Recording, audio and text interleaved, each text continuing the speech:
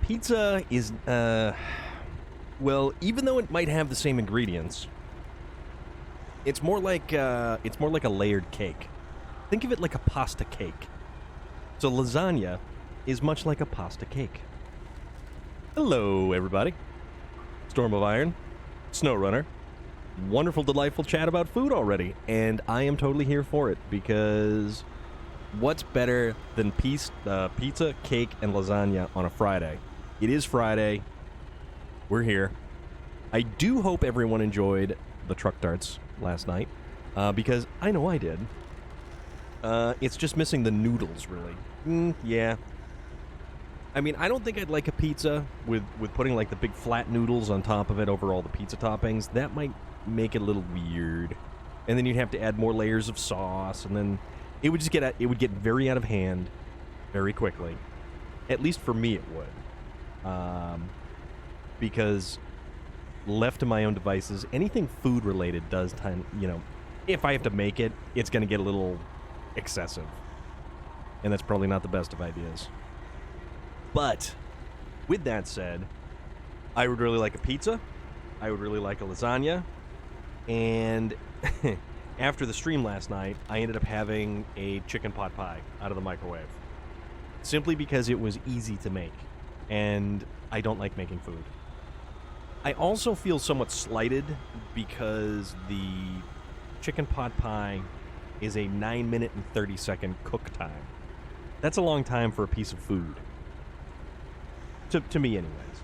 To me, anyways, that is a long time for a piece of food. But that's just me. I'm minor things there. Maybe, not really, I don't know. Other than that, there is fuel over there. Hold on a moment. There is fuel over there. Well, what do you know? And now I have a bridge to that fuel. But, I don't know what I'm going to be doing. Well, I kind of do. I have an idea, but not really the most solid of ideas. Kind of adjust the volume here. There we go. J Stu had the most amusing and comical picture from his surgery. I have a surgery picture, which was taken by me mere moments after being handed my phone in the recovery room. Not the most intelligent of ideas. Because I wound up as the drunk chick at a party. Is all I can really describe it as. There is a picture I will try to find. I know it's somewhere. But J Stu had a rather good time with the hospital gown. We'll put it that way. And probably took one of the more classic pictures I think he's ever managed to create. We'll put it that way. So, what are we doing? What are we doing? I think we are doing things. We are... Alright, so this is the sawmill. We're doing plant restoration before we can actually get to some other stuff. And this requires bricks, concrete blocks, metal rolls, cement, and metal beams. Metal beams, I'm going to cheap out again and be lazy and go from the other map all the way over here. Because really, all we have to do is go across the other map, come right down here. Boop, Bob's your uncle. Done and done. Metal rolls are over here at the warehouse.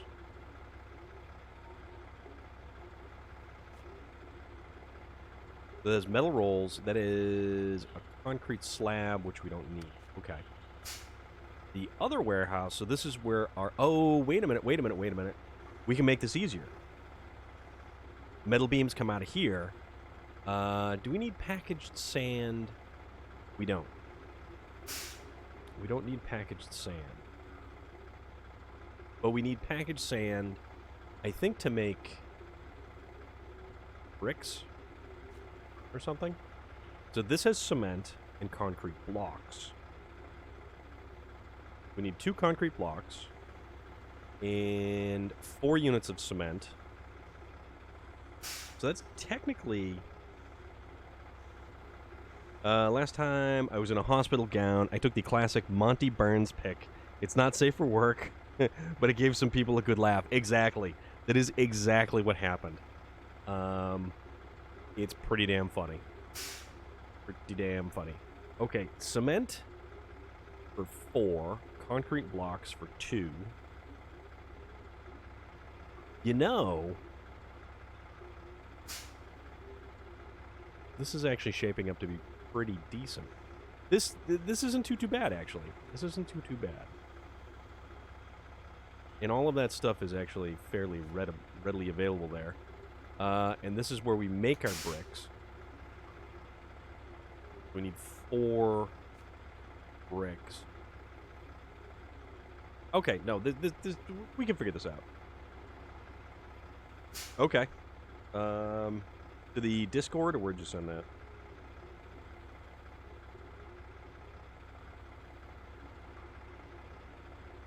All right.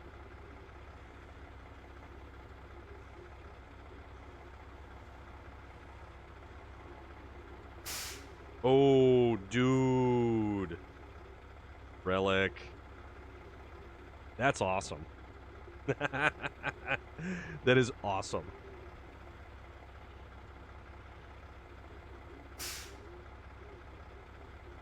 That's a pizza cake. A pizza cake. That's too bad. Oh, it's too funny. Too funny. Too funny.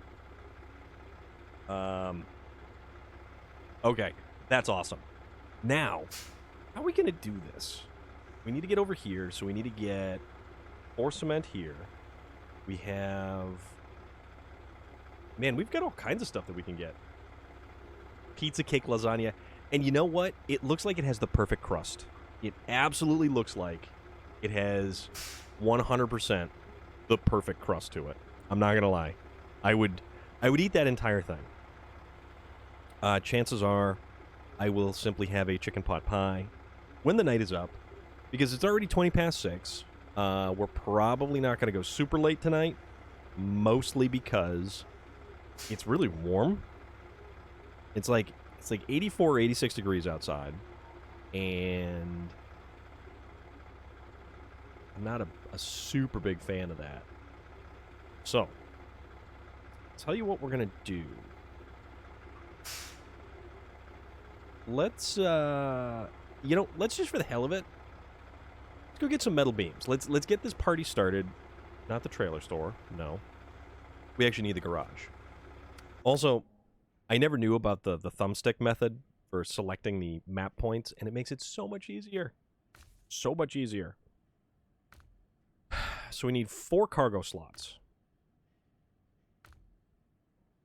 4 cargo slots. And I have an idea. I have some kind of idea. I don't know if it's the best of ideas, but it's an idea. Yeah. 9 p.m. Eastern Standard Time. Gigi's brother Jake is going to be going live. And he will be...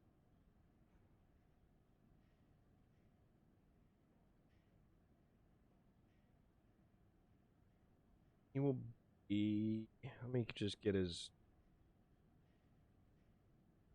There we go.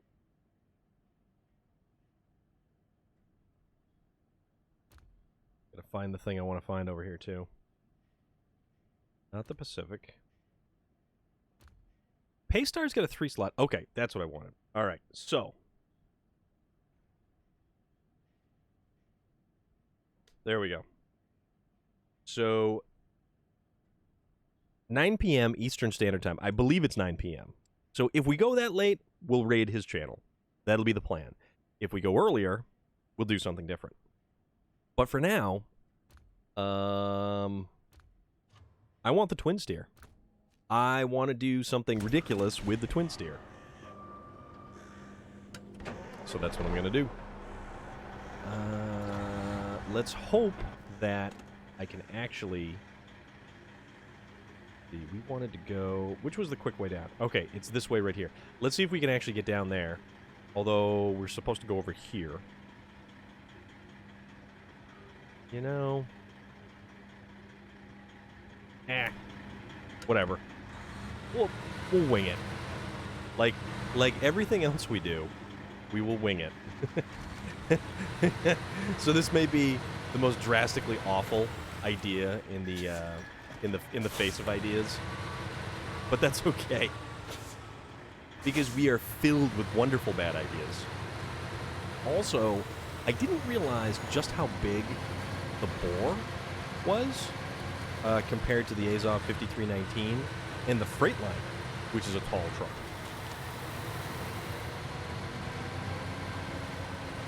Also, I was half expecting Carnival Head to pop in and say first, but William Sterling actually beat him to the punch, which was pretty cool.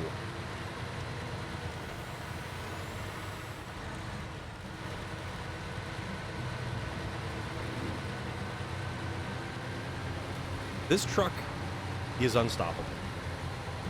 The twin steer is probably one of the most ridiculously overpowered trucks in the game. It was designed to only be rear-wheel drive. And the power it puts to the ground is very impressive. Very impressive. The only thing is, unlike every other truck in the game, or every other trailer, this truck does not have any chassis twist. This truck has 0 chassis flex. Oh, okay. So, straight ahead. So, this one doesn't have any manner of flex to it whatsoever, so it's completely rigid. So, if your front picks up and twists, and you don't have anything underneath the back end, you're going over.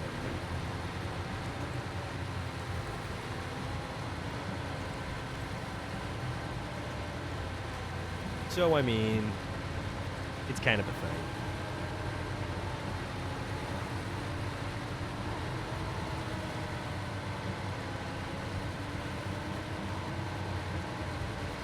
And I've got an idea for the next question, for when we get some more people who roll in, because Relic, you've given me an idea.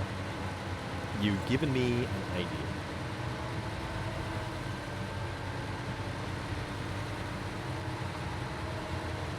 I personally think it's kind of a good idea. But that's also me. And I have the best ideas. Alright, so that is the bricks right there that we don't want. Let's continue to the actual warehouse and get metal beams. That's what we get. Because now we have the ability... Oh, I know ideas from you are good ideas. So here's the thing. The little tidbits and nuggets that you put together in my brain, they filter through all the gray matter, and it's sometimes purple and green, and buffalo check red and black in my brain. And when it filters through the other side, we have a really great idea. And this is today's question. This will be today's question. And it's a good one. It is a good one. You'll like it. You'll like it. And you'll see why it is relevant to what you had brought up earlier. Small pipes, packaged sand, giant pieces of sand. All right. Okay, those are heavy. Those weight us down quite a bit. Not that, we want this. So our power to weight has now decreased to A-. Oh yeah, it'll be a good one. It'll be a real good one. I don't know if it's going to be as divisive as Pepsi versus Coke, or as feud-inducing as boneless or bone-in wings, but it'll be good. It'll be good. At least in my head, it's going to be good. Whether it actually plays out practically, we'll find out. I have been looking for an excuse to use this twin steer for the longest time. And I can finally use it, and I'm feeling pretty good about that. Also, let's turn on the headlights for safety. Also, it's really warm, and I've just simply got my fan going, and that's about it.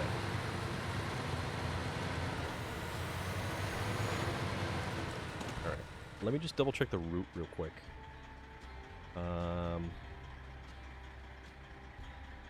Because... Oh, you know what? You know what? Aha. I see. Okay, so here's the thing. We're not going to take the regular route. We're going to go all the way this way. Then, yeah. I'm going to go here. Then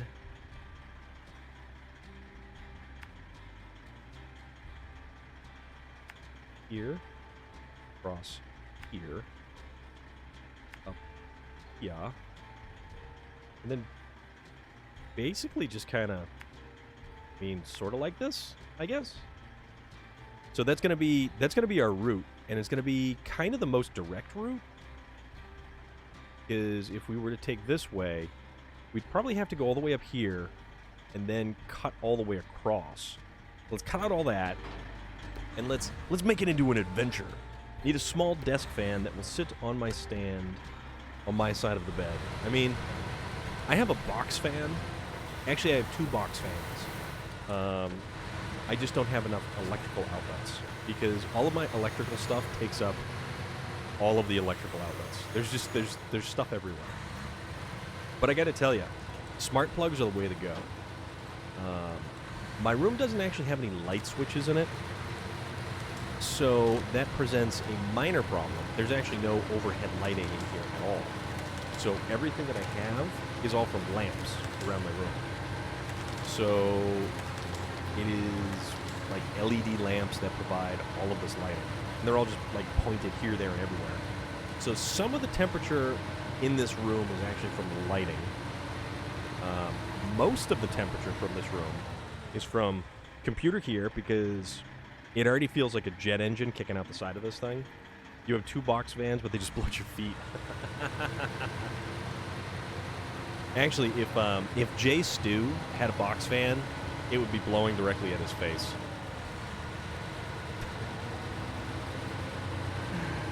And those who know, they know.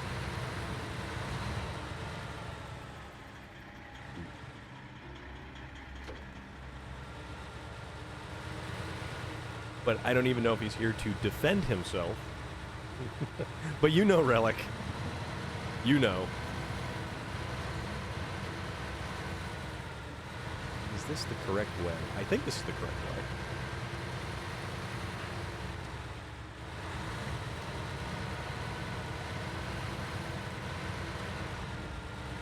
One of these days, I'm gonna have to start doing some we're gonna have to dedicate a different day, just a single day maybe, to like a different game.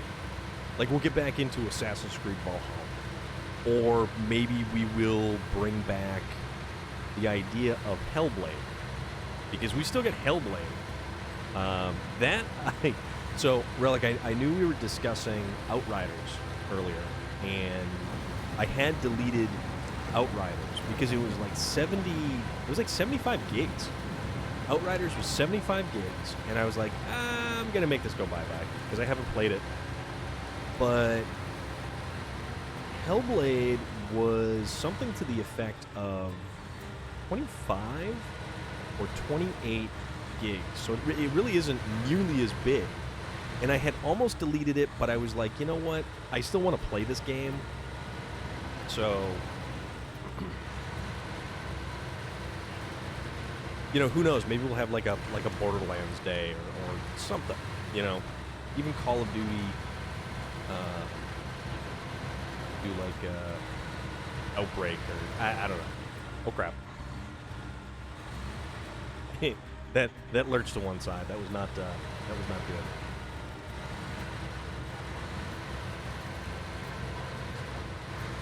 But yeah, we'll figure out something different to do. Because I mean, I know I love SnowRunner, but we should also consider branching out every now and again. And we'll figure out a day to do that. And who knows? Maybe I'll take like a Saturday afternoon and do something different for Back for Blood in October. But is that new consoles only, or? Because I'm not 100% sure.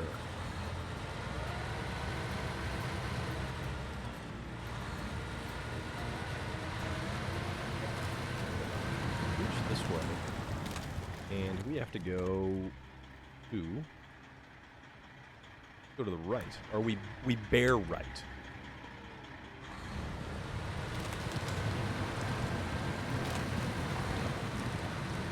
I mean, at least by the trailers, it looks pretty good.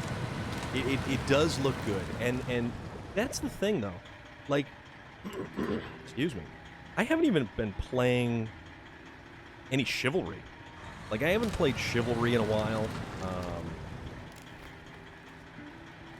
Outriders I haven't played in a while. So, like, a lot of the new stuff, I'll play for a little bit. And then, like, I'll just come right back to this. I'll come right back to this, or Call of Duty Cold War. And then that's primarily it, unfortunately. I mean, I wanted to get Dark Alliance, but then there was the whole issue of the PlayStation 4 only with the PlayStation 4, PlayStation 5 only with the PlayStation 5. Back 4 Blood is a cooperative first-person shooter from the creators of the critically acclaimed Left 4 Dead franchise. The game will see you fending off hordes of undead with up to 3 friends or AI-controlled teammates, and will be available on both PlayStation 5, Xbox Series X, as well as last-gen consoles and PC. Rumbada, how is everything? I hope you're well.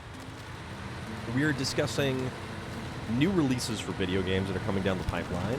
We are also entertaining the idea of maybe taking a day and trying something different for like a different genre of video games. Something to change it up a little bit. And as to what we are changing it up with, we're just kind of kicking around ideas. But we're talking about Back 4 Blood that comes out in October. And about how a lot of the new releases lately just have sort of... They haven't really been super catching. Like, I played Outriders. I beat the game's campaign mode. I tried some of the expeditions that it had in the end. Had nothing but kind of connectivity issues and a whole lot of lag. So I kind of left that one behind. Chivalry 2 I played quite a bit. And then just, I haven't been back. I mean, I have that one saved on the hard drive, so I don't even have to throw a disc in. And I haven't played that one in a while. I mean, it's not that it was bad. It's just that I mean, I can't even say that, like, it wasn't a good game. It's a great game. It's a fun game. Just the limited modes that they have available, limited customization, character customization, arms, armor, equipment, stuff like that. Oh, what's this? Oh, we don't have this. What do I do now? Can you imagine? I was taking some produce to the market, and I got stuck real bad. The weather is cold, so the food won't spoil too quick, but the car has to be rescued.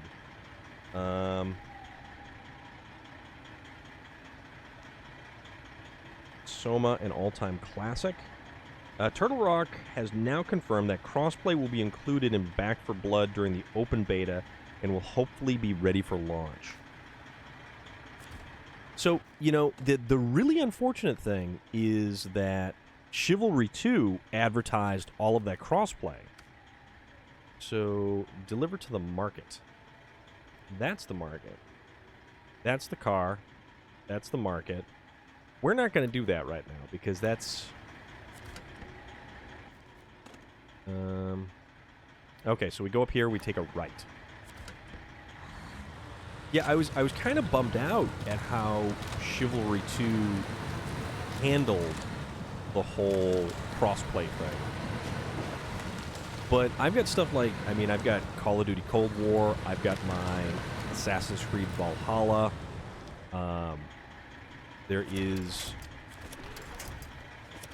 Hellblade, which was actually supposed to come on the heels of my Assassin's Creed Valhalla playthrough. Either way, I will download the PS4 version if I have to. So you'll download the PS4 to group up and play. That's if I can't find a PlayStation 5. And ultimately, I would like to find a PlayStation 5. I keep checking. I do keep checking. I would like it because of the load times and the just general overall ability to be a better console all around.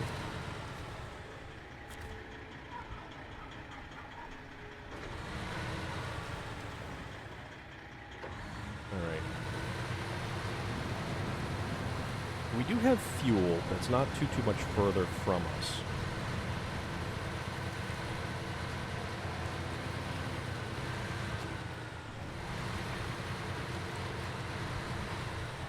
Both versions of Dark Alliance downloaded so I can play with different people. Okay. Now, do your saves carry over between the two versions? I was rather curious about that.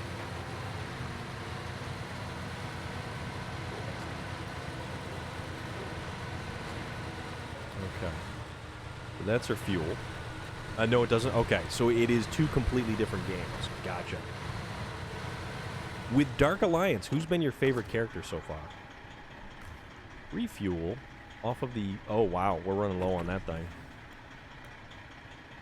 All right. Who's been your favorite Dark Alliance character so far?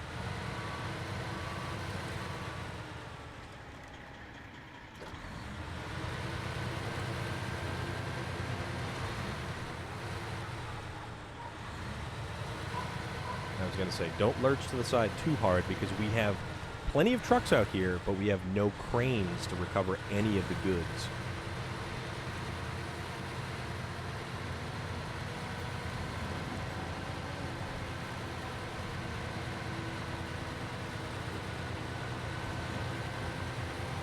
Yeah, this twin steer has not slowed down at all. And it's ridiculous. Oh, it's so awesome. It is so awesome. This truck is a beast. Let's see. So I will follow that. Yeah, I'll follow that through all the way to there. We can do that. Fritz, but Brainor is closing in. Nice. Nice, nice, nice, nice. Actually, which way do we want to go? Well, that's technically a road. As long as the road doesn't pitch and lurch too many times, we'll be good.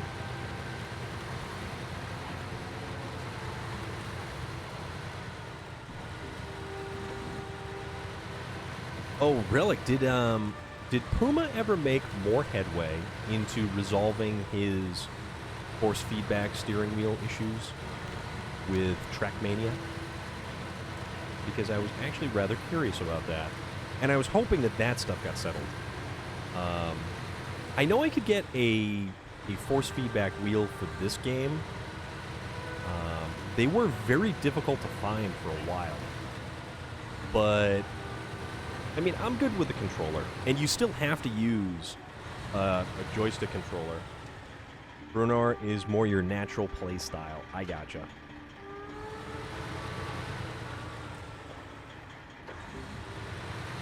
Like, if I had a gaming wheel, I would still have to use the controller to do various different things in the gameplay for this. When we get into the factory, I think we can probably... Right through here?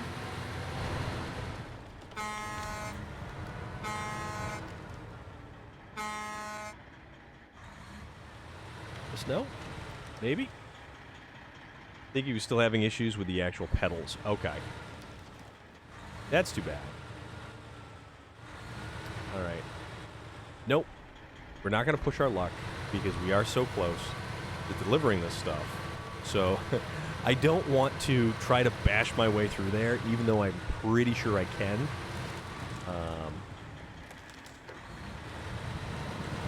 I imagine Puma is actually having a really good time in his, doing what he's supposed to be doing right now, too. We'll see what happens, though. See what happens.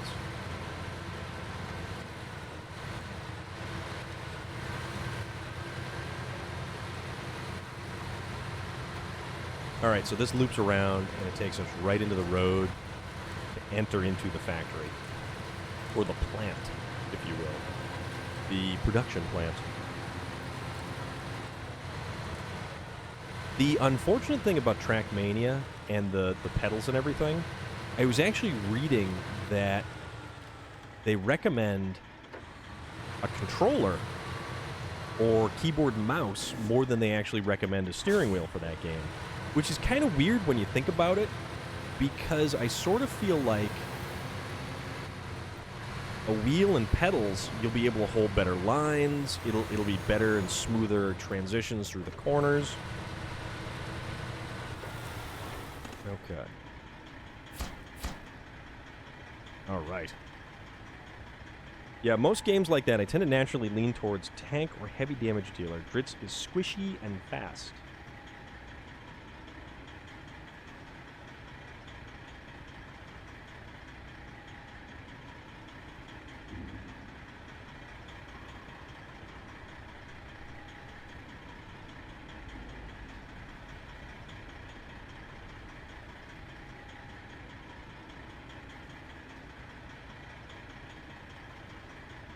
Alright, so what do we want to get next?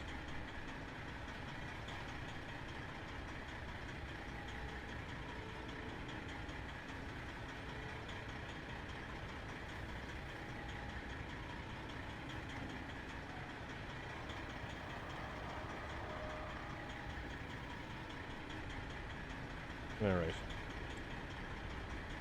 Aliens Fireteam Elite. I think I saw something on that. I want to think I saw something on that. Alright, how about we go and we get... What's over here at the factory, or at the warehouse? Concrete slabs. Don't need those. We need 2 metal rolls. Okay. Excuse me. We need 2 metal rolls over here. So let's go do that. What was it? The Aliens Marine game was unfortunate at best. That was a game I'm really glad I never pre-ordered. One of my favorite Aliens games was probably for the Sega Genesis, and I think it was supposed to be like mimicking Aliens 3. That was a real lot of fun. That was a whole hell of a lot of fun on that console. Looks like Back for Blood, minus 1 person, and substitute ridden for aliens. Gotcha. Gotcha. That's cool, though. That's actually really cool. Go up there, and let's go get our 2 metal rolls from here, and then we'll work on getting the other stuff from the other places. I just kind of wish there was another trailer store that was closer. The Sega Aliens game was fun. It was very fun. And you had the ability to choose the type of weapon you wanted to use, flamethrowers, machine guns, grenades, all that stuff. It was a side-scroller, and it reminded me a lot of, like Metroid. It was a lot like Metroid.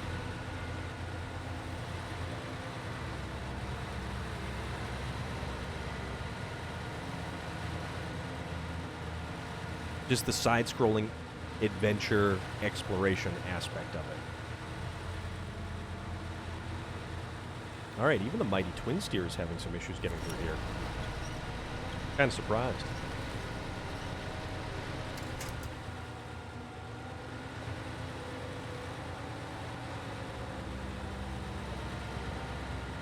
So we're going to use this. We're going to go get 2 metal rolls.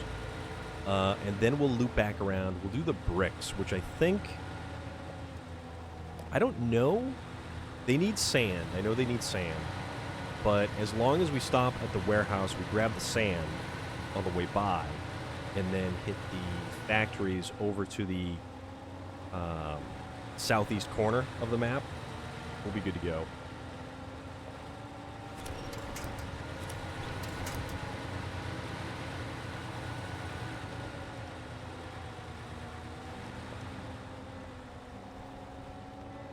Hopefully we don't keep chugging through fuel like we are.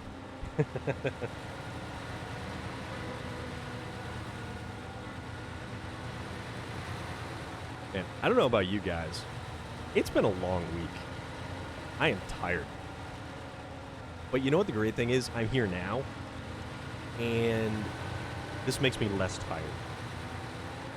This means I can sit here and I can have fun. And I can relax and have fun. And I'm feeling pretty good about that. I'm definitely feeling pretty good about that.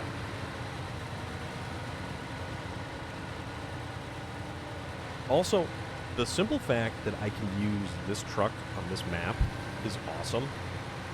And even though it's a little bit on the slow side, going through some of this not very cooperative snow, this thing is still a beast and handles this stuff way better than any of the other trucks so far, which is kind of awesome. Because it really is a beast. This thing is so cool. It was either that or I was going to give the Navistar a try again. See if we can come up with some redemption. Ooh, we get a bridge to cross. There's also Diablo 2 Resurrected. Yes, there is. That is very true. That is very, very true.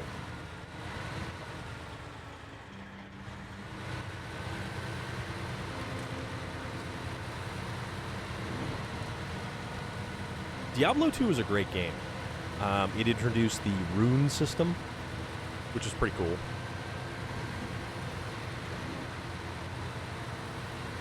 And then you had all the bag space. So you had to just kind of change stuff up. There was a game, speaking of bag space, Mountain Lion. How are you? How is everything going? We're in Cherno, heading towards the warehouse in Cherno Commence here. Supports 8 players online. Okay. I never played much Diablo multiplayer online. Like the original one or even Diablo 2 I never really got super into.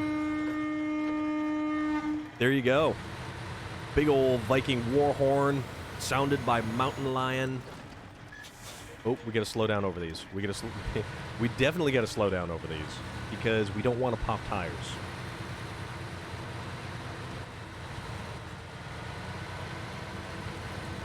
because we are in the process of getting cargo for plant restoration here, so we can move one step closer to building stuff and preparing for the rocket launch.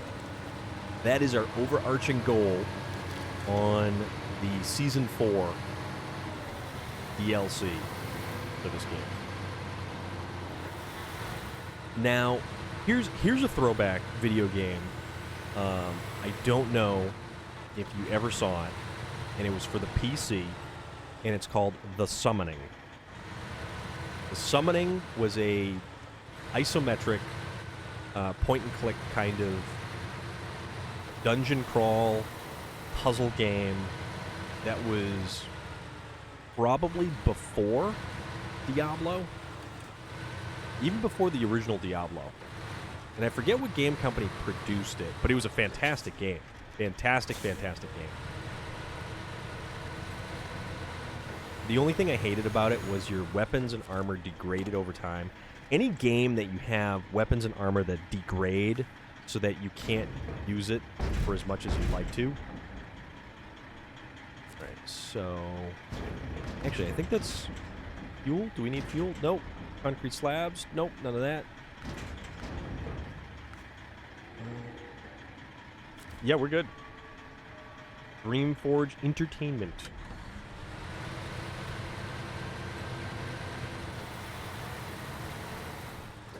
Yeah, The Summoning was a real great game. But yeah, I have a bone to pick with people who seem to think that you need to have durability on weapons and armor. Like, just let me use my garbage. Just, if I find a sword that I like, just let me use that sword. Don't let it break over time, and then make it so that I can't actually repair it. Oh no, we don't have to go in there. We need to go the other way. I hate this roundabout because it's slightly confusing. Especially if you're like me and not paying attention. It was 4 years before Diablo. Okay. I downloaded because it was for DOS. And the game had a very rudimentary password system.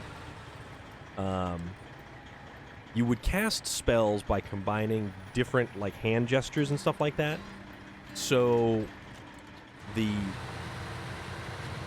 copy protection, effectively, for the game was, what are the hand gestures in the manual on page 42?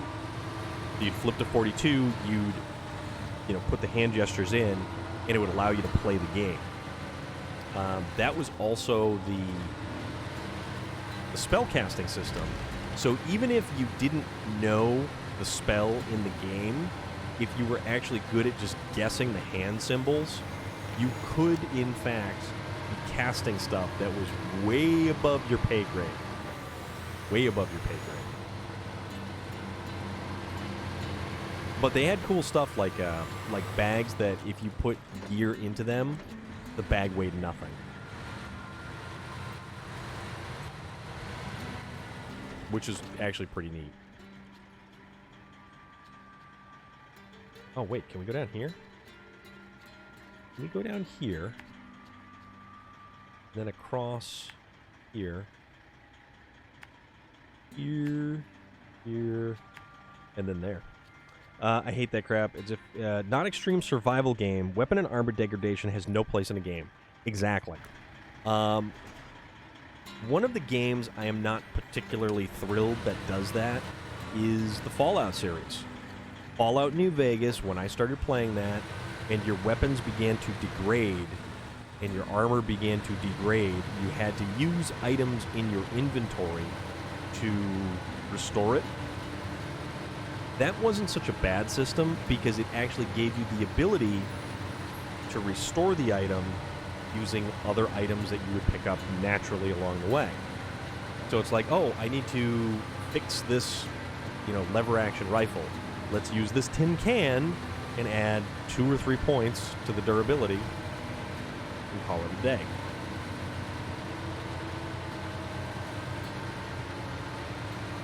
I did like New Vegas over Fallout 3. I liked the color palette in New Vegas.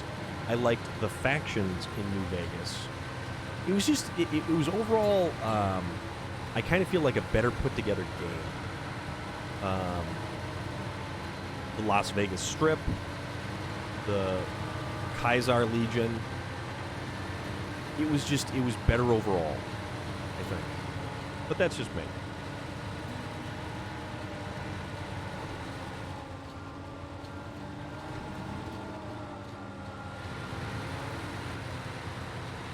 I never played the isometric old like Fallout 1 or Fallout 2, but also Fallout, was it Fallout New Vegas? I think Fallout New Vegas had some of the best DLC. I killed myself to death in New Vegas and gave up. Aha. It is amazing to see the add-ons and mods that people have made for games like Fallout. Like the ultra-realistic mods. Like, it's not as if the game is difficult enough, but each bullet weighs a particular weight. Water and food must be ingested. You have to sleep or you're going to go crazy. You know, all that kind of stuff. It's like, I just want to play my video games and have a good time. Exactly. The crafting system and the upgrade system was probably one of my favorite features of the game.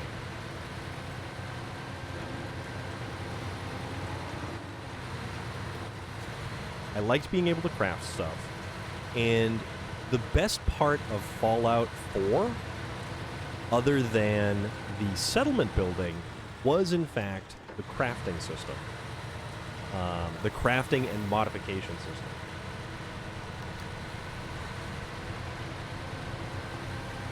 That's where it really shined.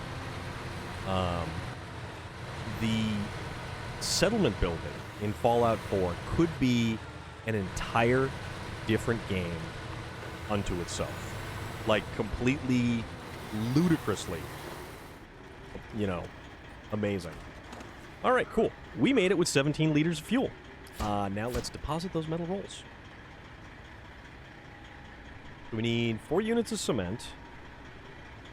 And then we need 2 concrete blocks, which is 2 units of cargo, and then 4 bricks. And I have to make the bricks. The concrete blocks I believe I can pick up. The cement I can pick up. So let's go recover this bad boy. Back to... Pick the map. Where are we? My cousin keeps begging me to play 76 with him, even went as far as to offer to pay for a private server. 76, I hear, is not fun. 76 is not a good time. All right, so this is cement and concrete blocks, so that is 6 units of cargo right there.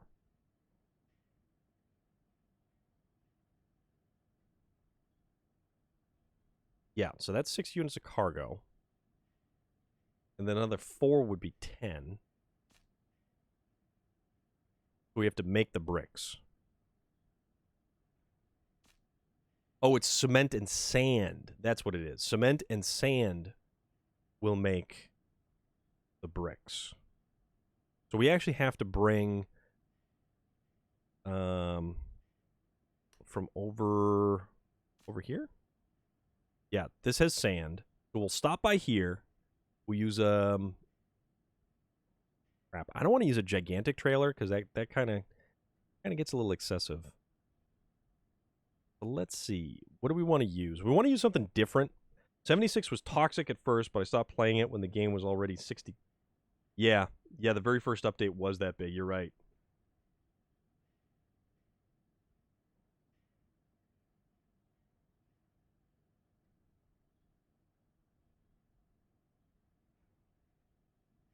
Also, it's really warm right now. And I can kind of feel myself sweating. Just by sitting here, as a matter of fact.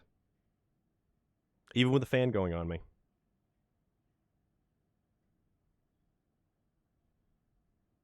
That's okay, though. I mean, we all must suffer. Joe Stuck reads from Munich. What's the mission today? So, the mission today is the plant restoration. I'm trying to figure out. So we are transporting materials to this plant right here. And this is another step in the chain to launch our rocket. So we need to do this plant, and then we need to do the gamma blocks, the 3 gamma blocks, which is probably, it's probably going to be something here to restore these guys, but that's just a guess. So I need to get, we don't need to concern ourselves with that. So what I need to do is I need to get from the garage. I need to hit the warehouse to pick up sand to bring over here to make some bricks. But over here is my bricks, my concrete blocks, and my cement. So that's got everything I'm going to need. But that is 10 units of cargo. So that's 10 units of cargo. And I only have an 8-slot trailer at the largest. So it's still going to definitely be 2 trips. I'm trying to figure out.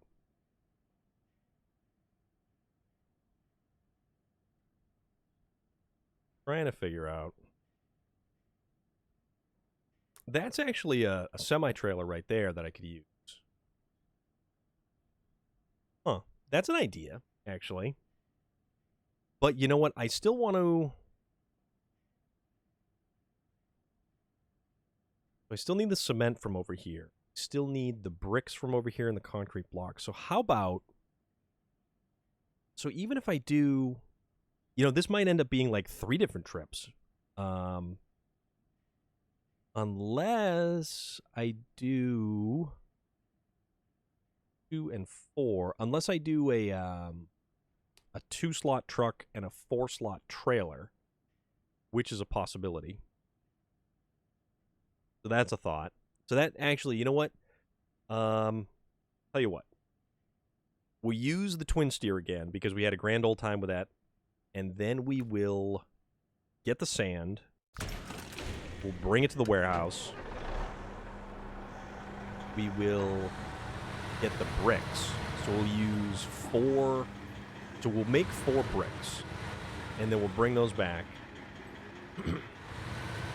And then we will drive back over there, excuse me, with a truck, a 2-slot truck and a 4-slot trailer, and we'll try to make it one last trip. So we'll see how that goes. So that Joe Stuck, Wonder Wanger, how be your eve? My eve is fantastic. I am not in work anymore, although I feel rather soupy right now. Oh, Joe Stuck! Thank you very much for that. I greatly appreciate it. That gives you access to all those awesome and rather wonderful emojis that we have. And they're all like Viking themed. So that's pretty cool. So I am very soupy right now because it is 80, it was like 84 or 86 degrees outside. It's probably hovering around 80 degrees right now. It is also very humid. I have my fan blowing at me. So, well, the weekend is absolutely here. And as Relic is demonstrating, those are all the wonderful, wonderful, wonderful emojis. Yeah, exactly. It is very much like that. But I'll take it. It's Friday. My day is over. It has been an incredibly long week. A very long week. But with that said, we're here now. Oh, yeah. We are here now, and we're trying to make use of the twin steer. So I've successfully delivered 2 units of metal beams with the twin steer so far. And I'm feeling pretty good about things. Also, that is probably one of my favorite emotes right there. There is no emoticon for how I am feeling right now. I'll give it a shot. I will absolutely give it a shot. Okay, we made it through here earlier, and we didn't do that. So I don't know how we ended up... Also, I don't know how So we're just going to kind of... We're just going to do this. And we're totally going to have made it. We totally made it through there on our side. How, I have no idea. Well, yeah, that's the thing. It definitely is a risk versus reward kind of vehicle. I absolutely love the twin steer. Love the twin steer. It is one of the most powerful trucks in the game. This map, so I'm using it on Chernokamsk. Chernokamsk has some decent roadways. So if you don't go hammering through, it's actually not nearly as bad as one might actually think. But it's powerful enough so that we just kind of keep going.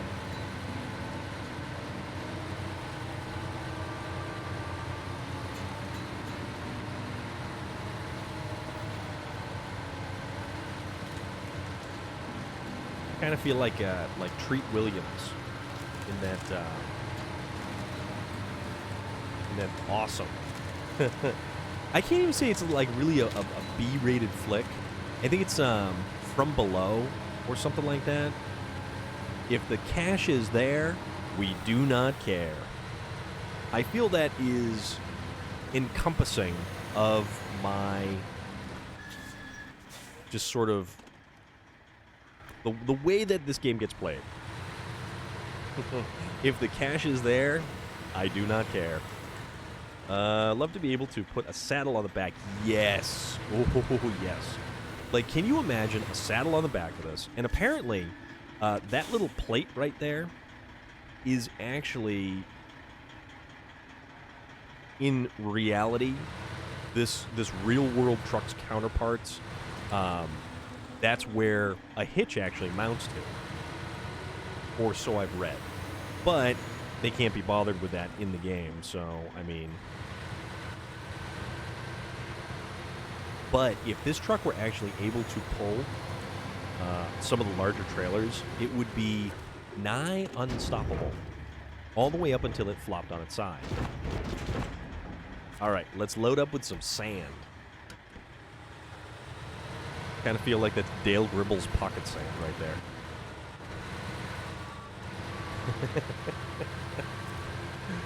I haven't watched that show in quite some time. And you know what? I don't recall if Mike Judge has actually created anything. Would be a funny yet not very practical add-on. Unless in Alaska. Well, I'd still use it.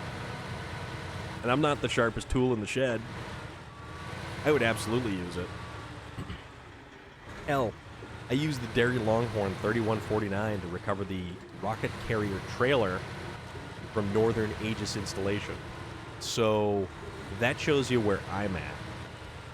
I'm all for it. But why not? All about content. I think it's great, though. I have a blast with it. Yeah, that is what I did, and I don't feel too wonderful about it. Also, it was the Western Star 49X that we used to transport the rocket parts on the rocket trailer. So, we used the bore yesterday to transport some of the stuff to open up the logging,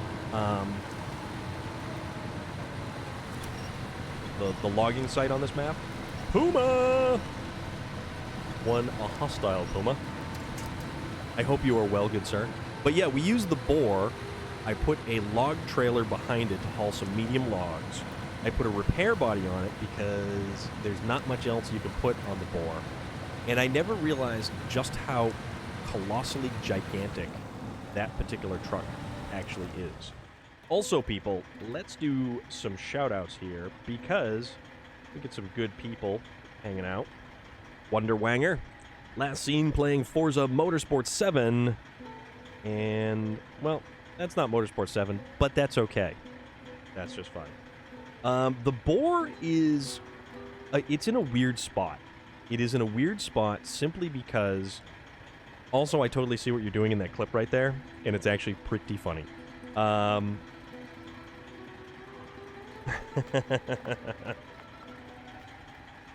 Yep, exactly. And our good friend, a hostile puma, was last seen playing Trackmania, although this is Rocket League right there. But that's neither here nor there. So, the Boar is a very strange truck because of just how much weight is over a little bit too forward on the front axle. And I feel like unless you actually have a considerable amount of weight on the back end of the Boar, what are we stuck on? Don't even tell me we're stuck on a branch, because that would be just inexcusable right now, especially for this truck. But the Boar is a gigantic truck. Actually, hold on. I want to go over here, and I will show. All right, so the Azov 5319, not a small truck. The Freightliner, not a small truck. The Boar, effing gigantic compared to these two. The Boar is huge. The Boar is one of the larger trucks in this game, and it almost has like the whole front end of the twin steer. You know, if you think this Freightliner right here is tall, the Boar dwarfs it, and I had no idea the sizing difference between them until I actually, drove all the way over there and did that. Okay, back to transporting our sand. We have sand. Trackmania, Rocket League, same but different. Yes, well, kind of. Yeah, because it's all like automotive tomfoolery. And speaking of automotive tomfoolery, I hope you guys did really enjoy Truck Darts last night. The Boar is pretty much its big brother. Yeah, a little bit. Although you can use the high saddle and the low saddle. I think it's the high saddle and the low saddle, but we'll figure it out. We'll use it again at some point in time. Although the fact that, like, all you can put is the seismic vibrator module and the repair body, kind of weird.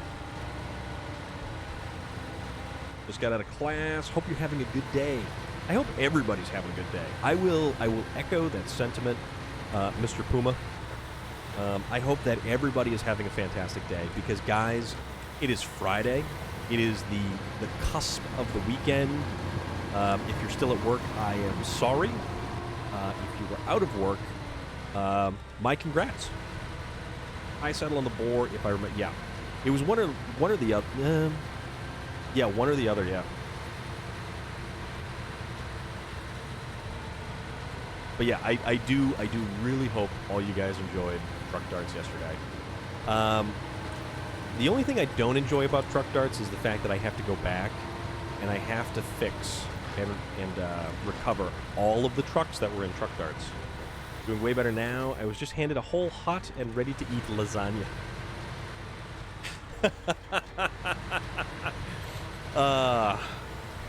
Relic, that's fantastic. And we have decided that lasagna is like a pasta cake. So we were discussing earlier as well. There's the question of the day. There's the question of the day, and it was brought about by the idea that a lasagna is effectively a pasta layer cake. Okay? Now, here's the question. We'll just kind of cruise over here for that. So, the question of the day is this. If you could take two foods and combine them to make one food, like two completely and utterly alien different things, and combine them to make them one thing, what would it be? What would it be? Something like baked bean Twinkies. So the cream filling of a Twinkie is replaced by, like, baked beans. Like, what kind of thing like that?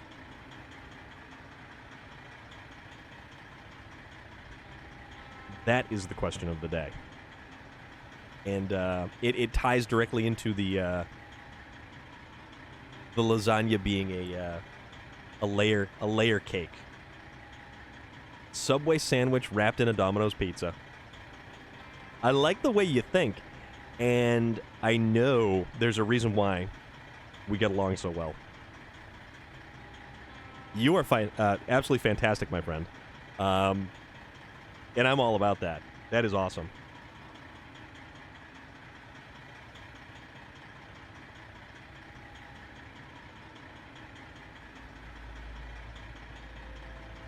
But also, we have a Discord. And if you're on the Discord, there is specifically a channel on the Discord for food pictures. So if you have food pictures and you're on the Discord, it is absolutely worth it. Absolutely worth it.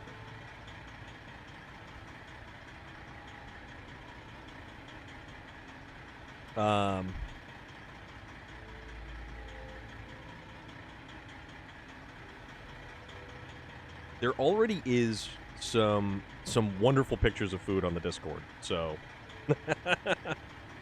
and I'm all about that. I am all about that.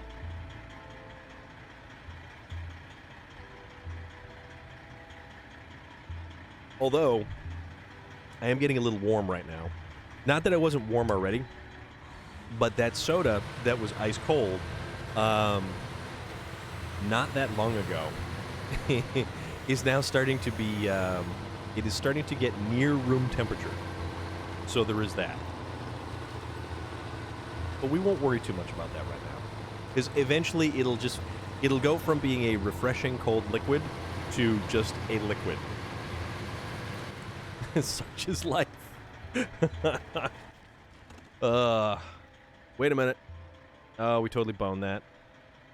Missed the corner. That's why we should use markers. We should, in fact, use more markers.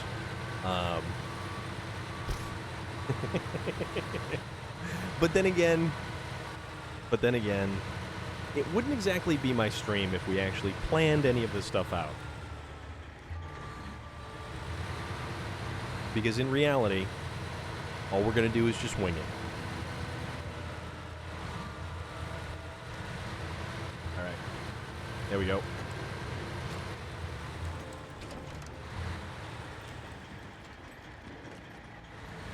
Gonna knock these rocks right out of the way. And we're good. We're gonna keep going. So this is gonna get our bricks, I think. Yeah, this will get our bricks. And, well, I mean, we could technically get anything when we're over here. There's that too. Why don't we just punch it up into high gear and then just go hurtling through all of the mud and everything else.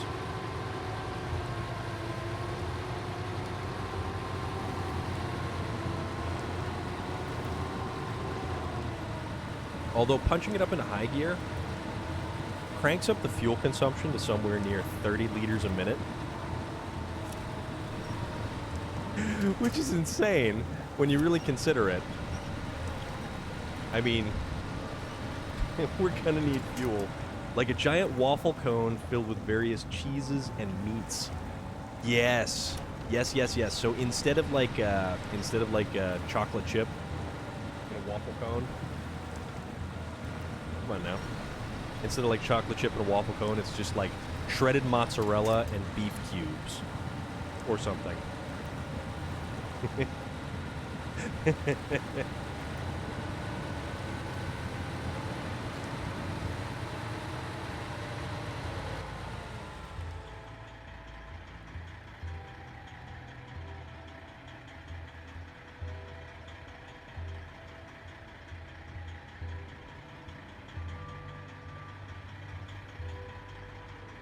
I'd love a waffle cone, right? I would love a waffle cone made out of a waffle. Like a waffle cone made out of like a gigantic Belgian waffle. Just kind of like roll it up. And then dump the contents of a steak and cheese sub in there. I'd be okay with that, to be perfectly honest with you. And I wouldn't feel bad about it in the slightest. Oh, man. Yeah, it is kind of terrifying when you think about it, but I can sleep with myself at night. Oh, man. That's awesome. That is so awesome.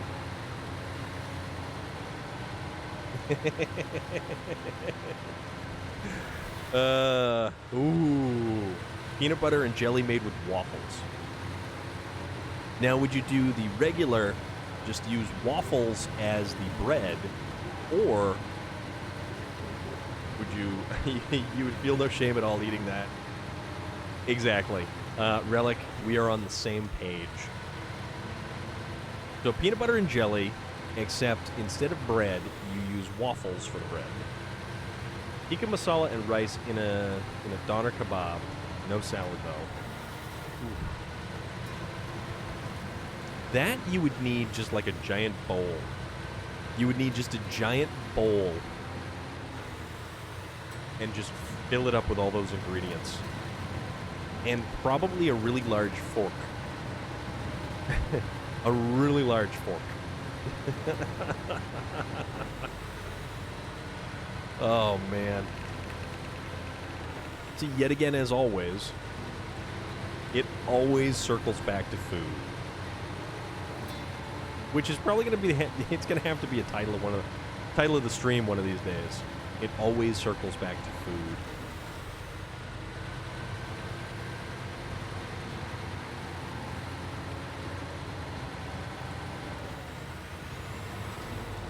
But you know what? It's okay because we're having fun. And that's what counts.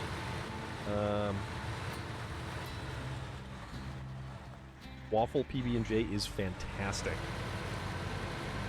That sounds awesome. That sounds awesome.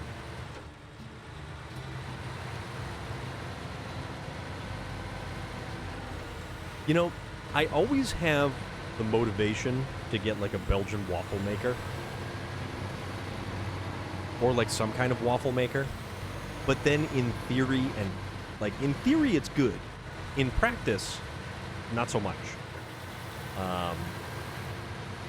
It's just, it's always something that just doesn't work.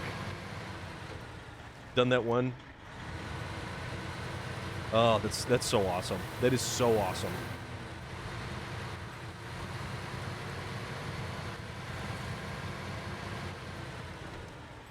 Now, regular waffles or Belgian waffles? I guess that has to kind of get clarified there as well. All right, so so to make bricks, we need bricks are going to be 2 cement. Okay, no, this is cool. This is cool. So we'll unload that. Wait a minute. What else do we need? We need 2 cement per 1 brick. No, we need 1. Okay. No, we only need... We need 2 more cement. Okay, no, I was reading that wrong. We have 2 cement. Eggos? You know what? Don't ever slight an Eggo. An Eggo is fantastic. An Eggo is a gift from a divine being greater than ourselves. We have been gifted an Eggo. And we are simply lucky to exist in a time that the Eggo exists. Also, I have 60 liters of fuel left, and I don't know if I'm going to make it to the little fuel station. So let's see. Because this could be potentially bad.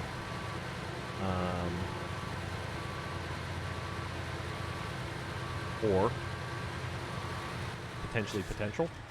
Oh, you know what I could have done? I could have done 2 trips. 2 trips, 5-slot semi-truck trailer. We would have been done. But instead, I'm gonna kind of... No, I think I still can. I still can make 1 additional trip. So we'll be alright. I like blueberry waffles. Blueberry waffles are good. Apple and cinnamon waffles are also good.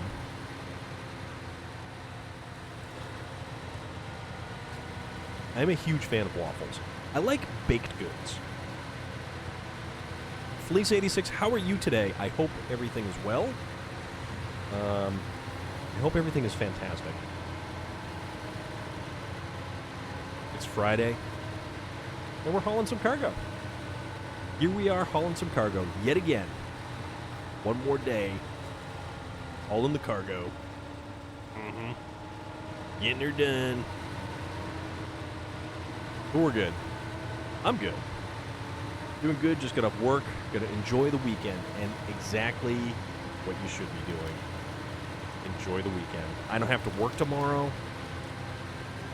so I'm feeling pretty fantastic about that. All right, fuel station. Fill her up. So that's kind of cool. That's going to at least get us back by the... Well, it's going to get us past the garage, so that's kind of cool.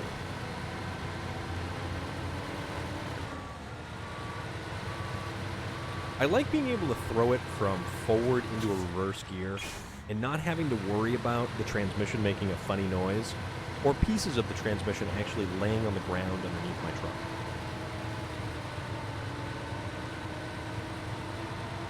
Because that would be unfortunate.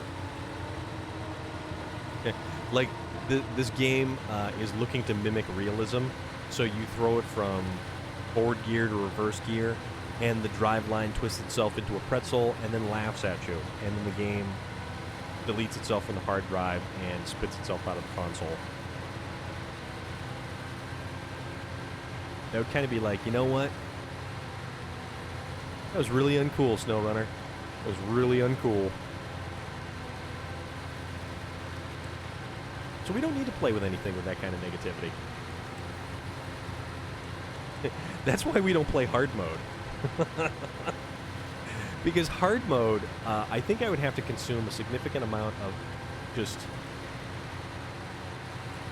anti-anxiety medicine to not be out of my nut playing hard mode. Not that I really get worked up about anything. Fat and stuffed. I see why Garfield naps constantly. Lasagna. You eat a lasagna and you feel like falling into a food coma.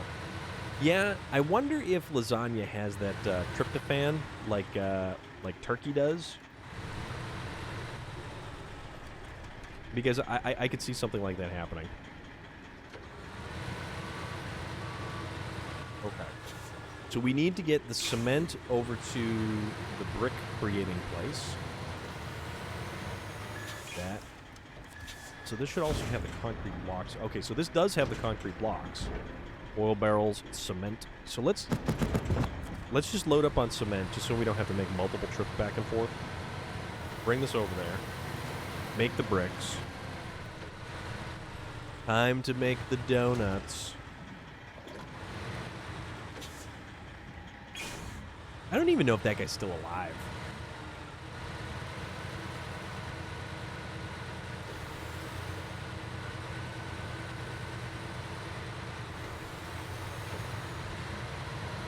Alright, let's go. We'll hustle. Alright, there we are. Okay. So, let us unload the packaged sand. Let us make... It's amazing what we can make over here. So let's make 1, 2, 3, 4. 2, 3, 4. Okay, so we've made 4 units of bricks. Now let's take 4 units of bricks. And now, that'll be one less thing on the list of things to get the plant restoration up and running. But we'll be good this way. We'll be good.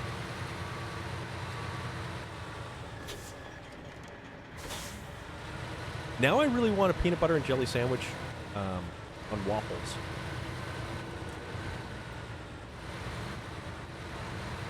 Also, I just really wouldn't mind cake right about now, too. Cake is good.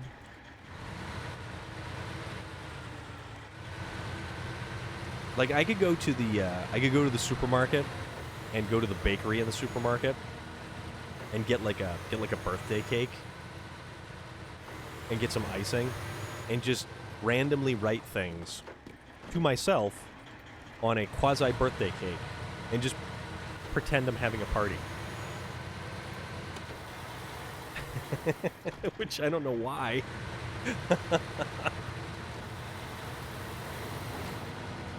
Actually, one of the best one of the best things I ever wrote on a cake was for my old man's birthday. And it said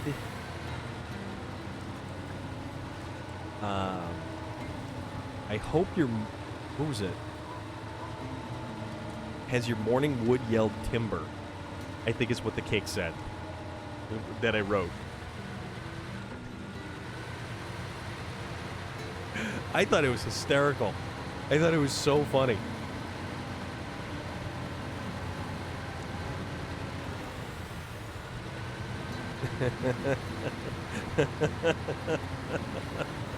But then again, I am constantly antagonistic of my old man. My old man is just... He doesn't really care about a whole hell of a lot, but he gets to a point where it's just... Yeah, that was that was up on the Instagram. It's true. It was pretty funny. At least I think it was pretty funny. Yeah.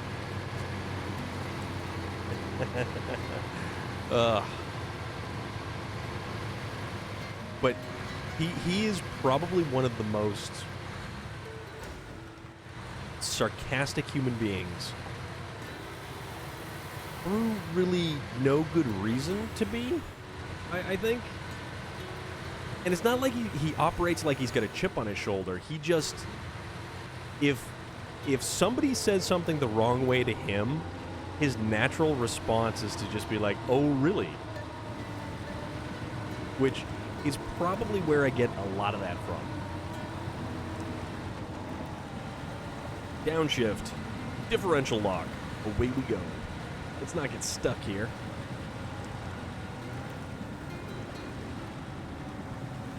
That cake was still great. That cake was so good. Now I want cake. I want regular cake, and I want cheesecake. And maybe some coconut cream pie. No, key lime pie. I could go with a key lime pie right about now. And we're still stuck on food for some reason.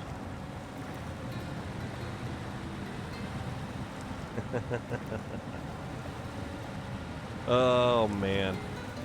Is Puma still out there anywhere? Puma usually has really great stuff for food. I would certainly like to know what Puma is having for dinner.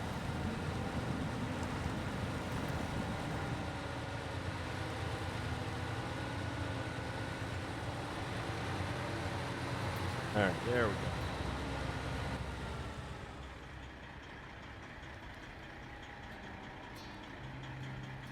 Full peanut butter. Ooh. Now, would we do smooth or crunchy? Also, let's make it a little bit brighter so we can actually see what we're doing.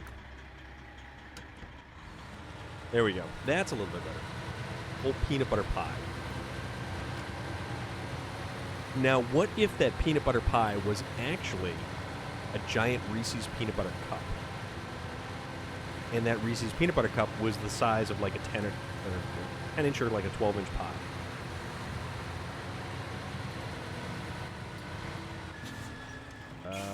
Which way?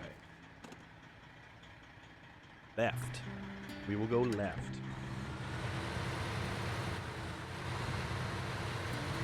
Oh my god. I wonder if I'm actually going to sleep tonight. That remains to be seen. But let me tell you what. That peanut butter and marshmallow milkshake was the best milkshake I've... Wow. Melted peanut butter for ice cream topping is bomb. Yes. Lease86, you are so correct. So absolutely correct. The wonderful local restaurant chain that kind of went into bankruptcy around here not that long ago. It was called Friendly's. And I don't know if that reaches too far west, but Friendly's had a Reese's peanut butter parfait sundae. So you had fudge, the hot fudge. You had the hot peanut butter.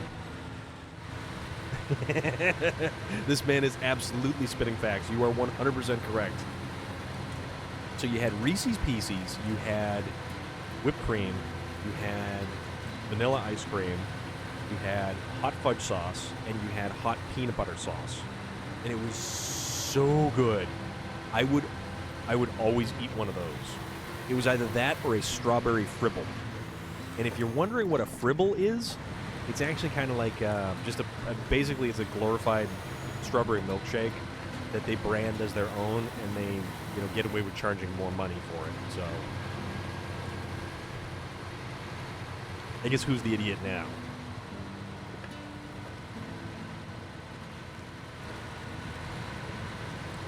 I would love to go out for an ice cream sundae. Mostly because, do you know how expensive it is to make an ice cream sundae? Like, if you get all of the ingredients for an ice cream sundae together, it gets expensive. It gets really expensive.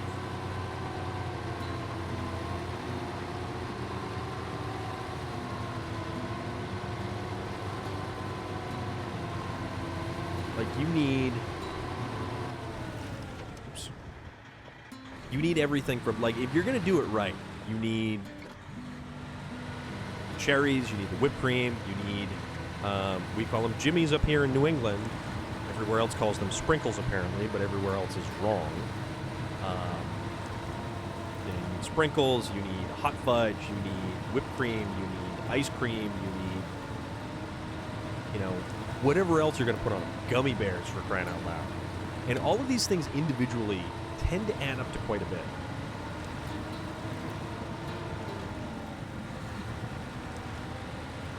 Come on now.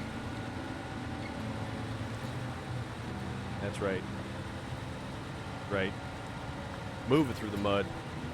We got places to go. People to see. Actually, no, we have no one to see because there is not a single other soul in this entire game except for us.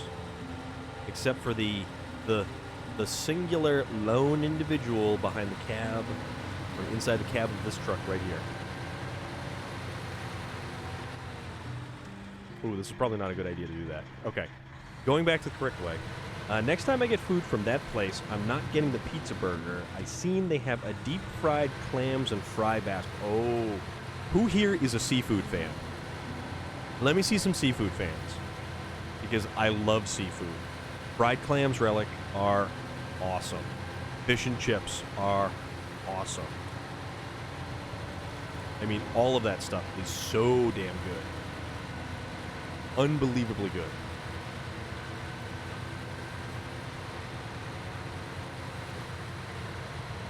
I love seafood. Lobster, scallops, calamari. And, well, does sushi technically count as seafood, though?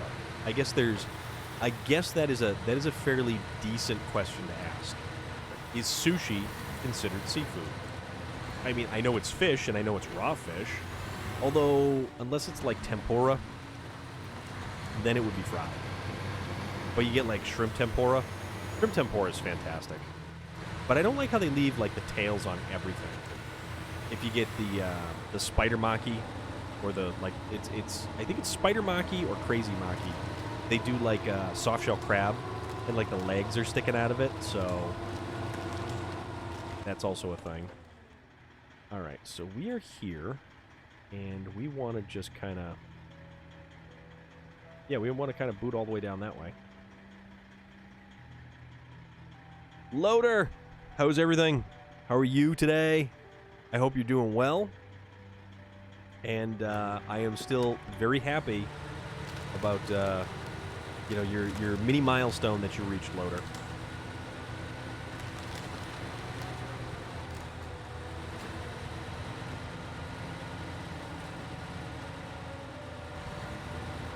Yeah, that's awesome, man. I am totally thrilled that you were able to make that. Let's see how far we can get on 130 liters of fuel. Braylon heard seafood and said ew, but proceeds to tell me he likes crab, fish sticks, and fried clams. Almost made another mission in Sea of Thieves. Fantastic. We are currently discussing seafood. So it's almost fitting that you are in fact discussing Sea of Thieves while we are talking about seafood. I like it. I like it. Also, does a kraken count as calamari? That is also another valid question. I don't have the answer to that particular question. But you know what? Maybe that's not a question that needs to be answered. But I'm kind of curious, to be perfectly honest. King crab's legs rule, yeah. It would count as a big order of calamari. Okay. All right, so that's one in the yes column for calamari. I am totally down with that. I would love to have calamari. So it's interesting, too. The first time I ever had calamari was in 3rd grade, and we took a field trip to the North End in Boston. And the North End has a lot of restaurants. The North End has a lot of, like, places to eat food and stuff. Calamari steaks. So I wonder, you'd have the kraken, and you know how calamari has those rings? They would be very large. Those rings would be very, very large. Gonna go. We go back down here again. Here again. Here again. Because we're doing the root thing here.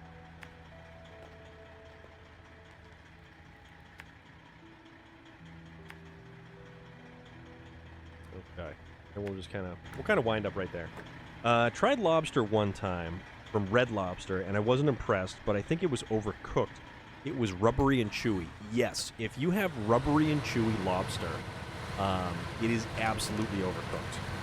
Also, Long John Silver's Red Lobster, it's always been a morbid curiosity of mine, but the interesting thing about that is, I live in New England. We're surrounded by seafood restaurants.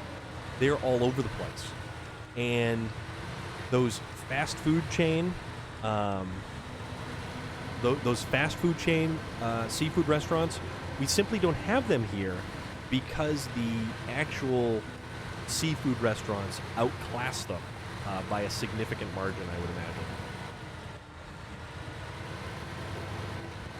I haven't had a lobster in a long time.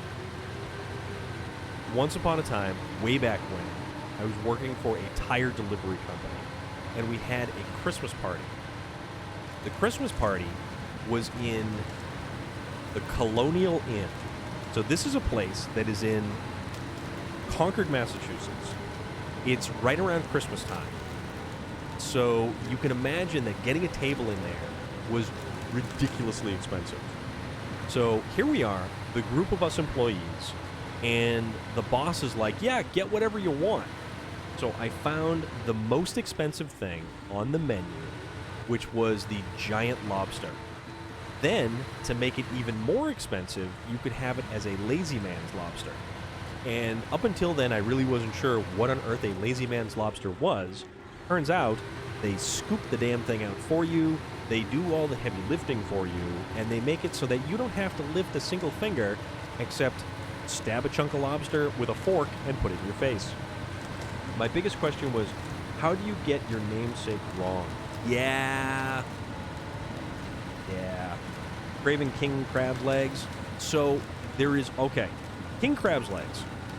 J Stu has, I don't know, gone somewhere, but J Stu has a field trip that he took to a restaurant, and it's in, I think, Rhode Island.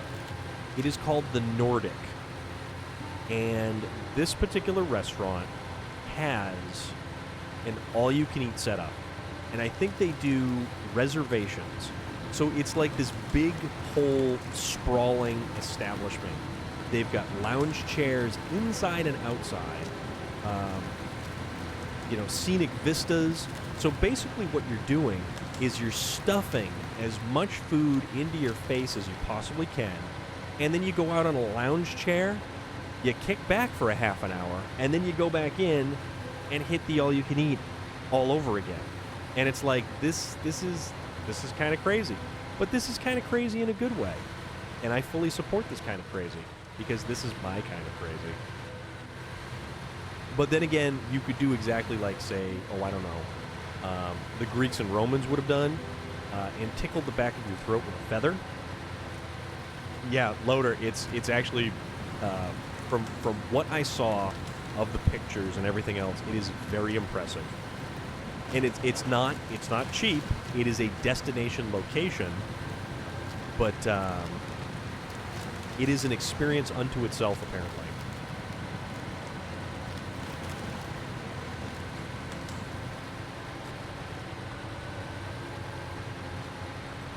Yeah, I'm all about that. I would love to go out and get some seafood. The other weekend, I don't know if I told you guys about our failed excursion to get all-you-can-eat seafood. Wonder what programmer loves that van? Well, I mean, it is... So, that is a very popular vehicle because this programmer is Russian. It's a Russian company, or like Eastern European company. So, but yeah, me and Jay Stu had decided last week, I think it was last week, that we were going to do. Oh God, come on now, come on. You have to retrieve it on a. Well, I mean. Come on.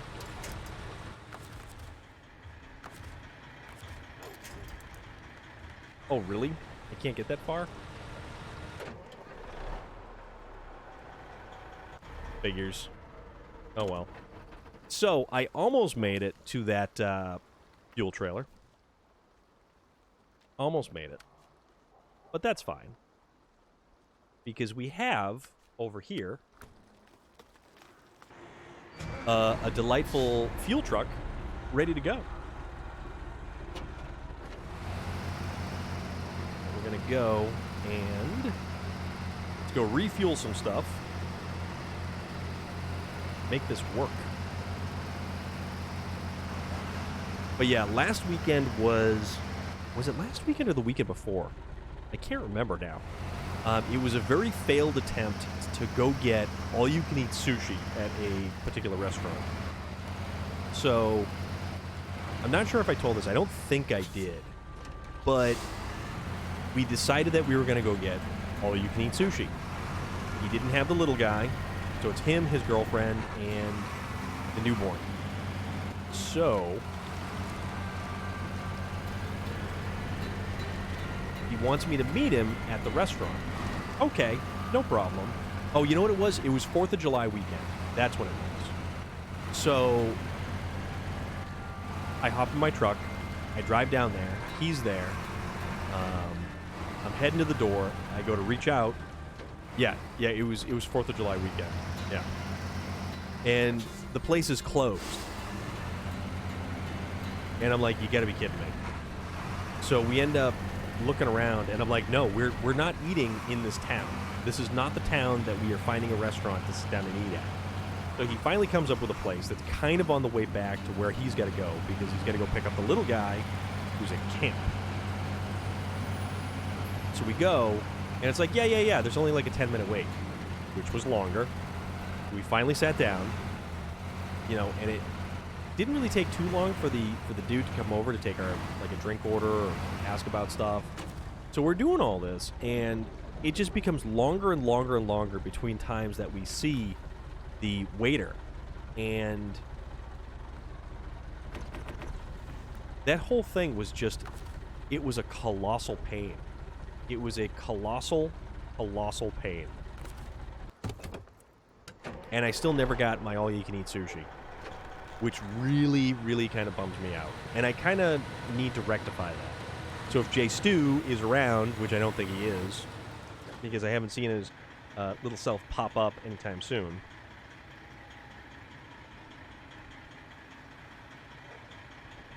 No, he isn't. I don't know where he is. I blame him because he didn't call ahead to make sure that they were open. Instead, it was like, yeah, Google says they're open. Google says everything is open.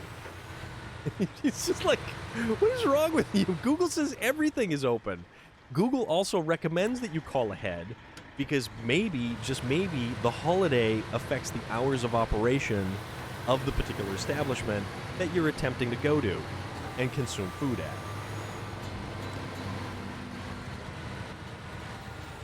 Sprout is hiding from the Jolly Green Giant. Nah. He just owes me. He owes me the grief and aggravation of the entire situation. Oh, I was so bummed out. I was so bummed out because I had been waiting to go and do all-you-can-eat sushi for quite some time.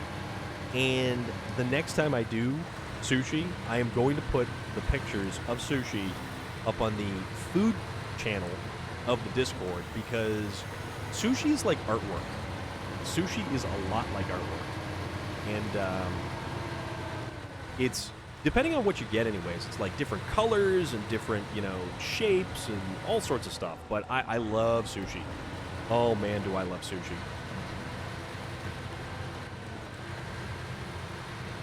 All right, let's not get too froggy here because we don't want to lose 4 units of bricks on the ground after we clip a corner too tight and then dump the twin steer on its side and then just kind of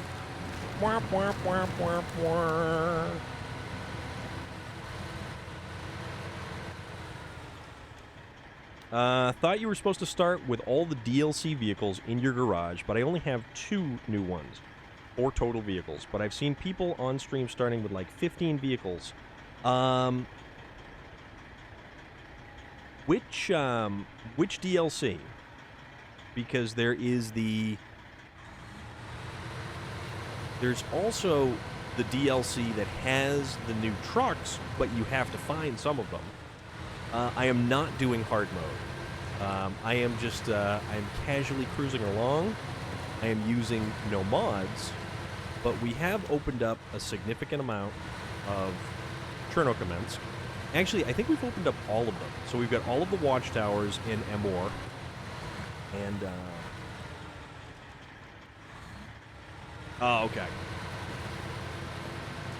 How are you guys doing? Triple 88A and, Peg Sterno? How is everybody doing? There are a lot of DLC vehicles, but I'm new, but I've seen new people on stream starting with like 15 or so vehicles in storage. So, if you get actually the, did you get the season pass?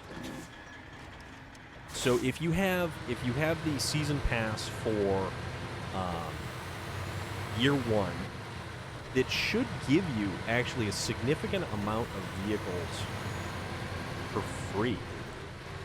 There are a couple vehicles that you actually have to purchase independently of the whole Season 1 and 2 passes. Okay.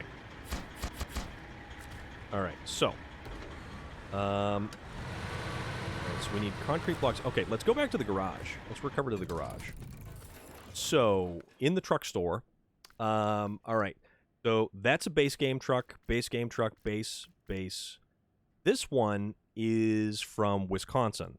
And I think some of them you actually have to purchase. So they become available with the DLC, but you have to purchase them in-game. The Dan is base game. That's in Tamir, Russia. Dawn is base game. So the Con Sentinel is the 4th DLC. That's the current one. On Marshall is... On Marshall, I think, is different. Yes, that's DLC that you actually had to purchase independently. That was like $1.99 or something like that.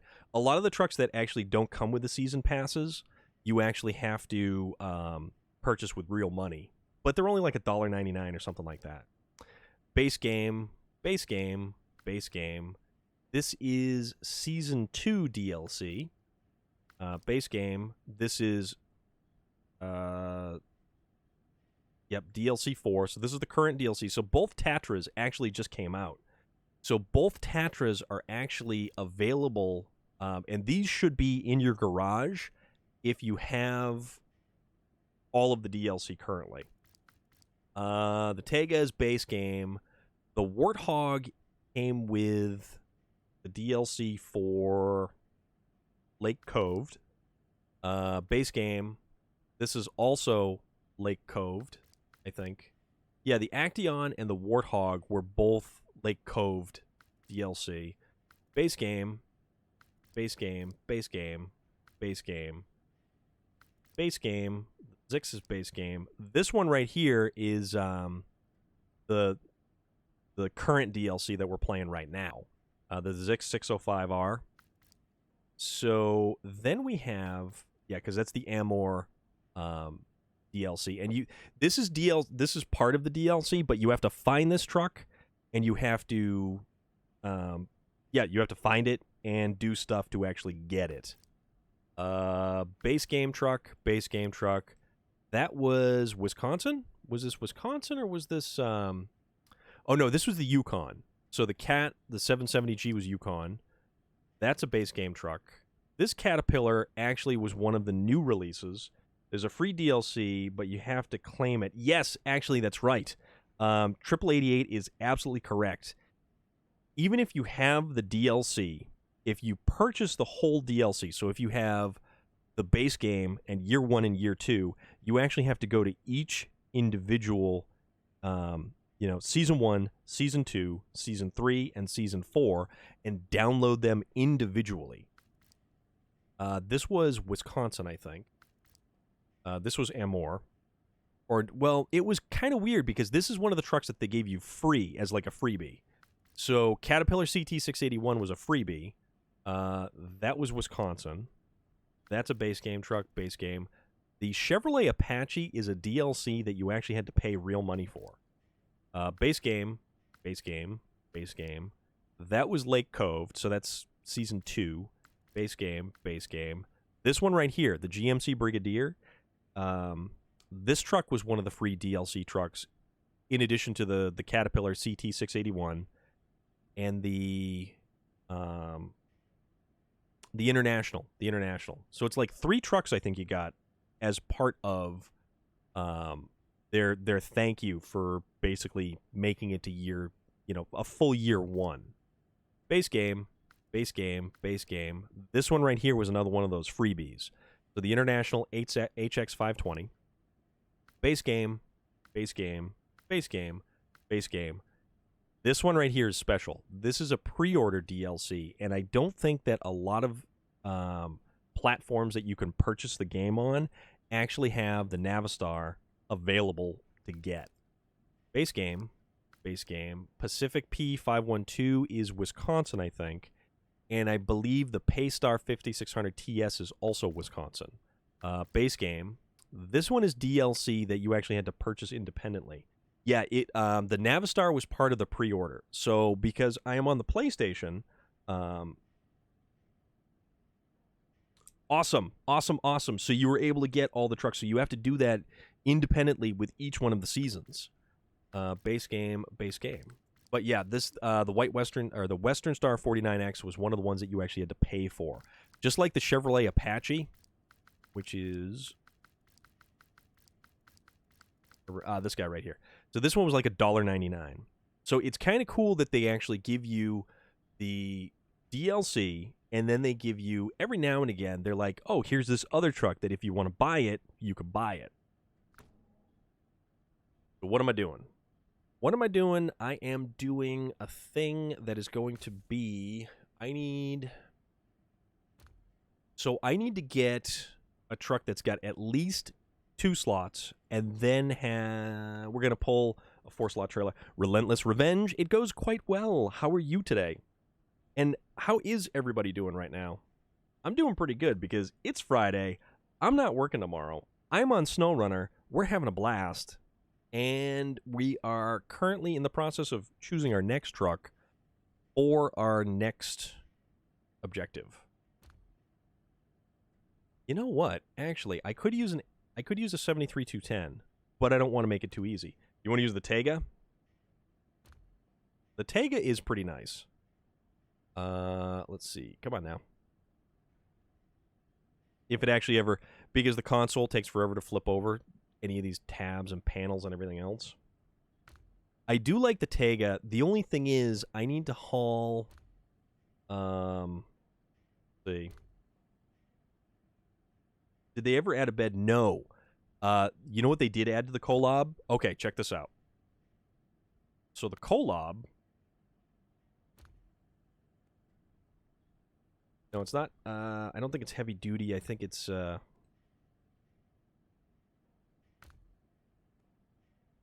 Here, I'll show you. So this is actually pretty cool. When I get to one of the Kolobs, thank you. So the Kolob, and did they ever fix the square cab from digging in? Okay, here's the funny thing about that. So the Kolob, we now have the ability to change the suspension mode. See that? So you can have the different suspension on both of the Kolobs and the 73-210, the Azov 73-210. So it's the active suspension. So you've got the stock suspension and then the active suspension, which makes all the difference in the world. I believe Wisconsin has the active suspension for both of the Kolobs, and Amour has the active suspension for the Azov 73-210. And now they also, with the Azov 73-210, added. Oh wait, because I got one right here somewhere. Hold on. So with the Azov 73-210, in addition to active suspension,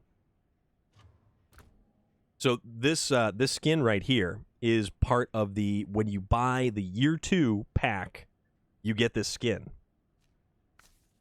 So this has active suspension. So you get the stock and the active suspension, but also you've got the large maintenance frame. So not like the regular maintenance frame. So there's only been a handful of trucks that can take the large maintenance frame. It has a long flatbed. This is the second truck. No. Third. There's 3 trucks in the game now that take a 3-slot bed. So that's pretty cool. So we wanted to do. You have the premium edition. Not sure what DLCs that. So if it has the, I think the premium edition should have come with the season pass. So if you have the season pass, you've got access to all of this stuff. And you know, just like we were discussing with Peg Sterno, you have to go back and just download all that stuff individually, and you're good to go. Which truck did I want to use? See, this is the Navistar, and this is the DLC that I got for pre-ordering the game. And because I purchased it through Best Buy, and you have to have a Best Buy account because they have to email you the code to get this truck. And this truck was available right out of the gate. From day one, the second I unlocked the garage, this truck was available. And it is one of the best trucks.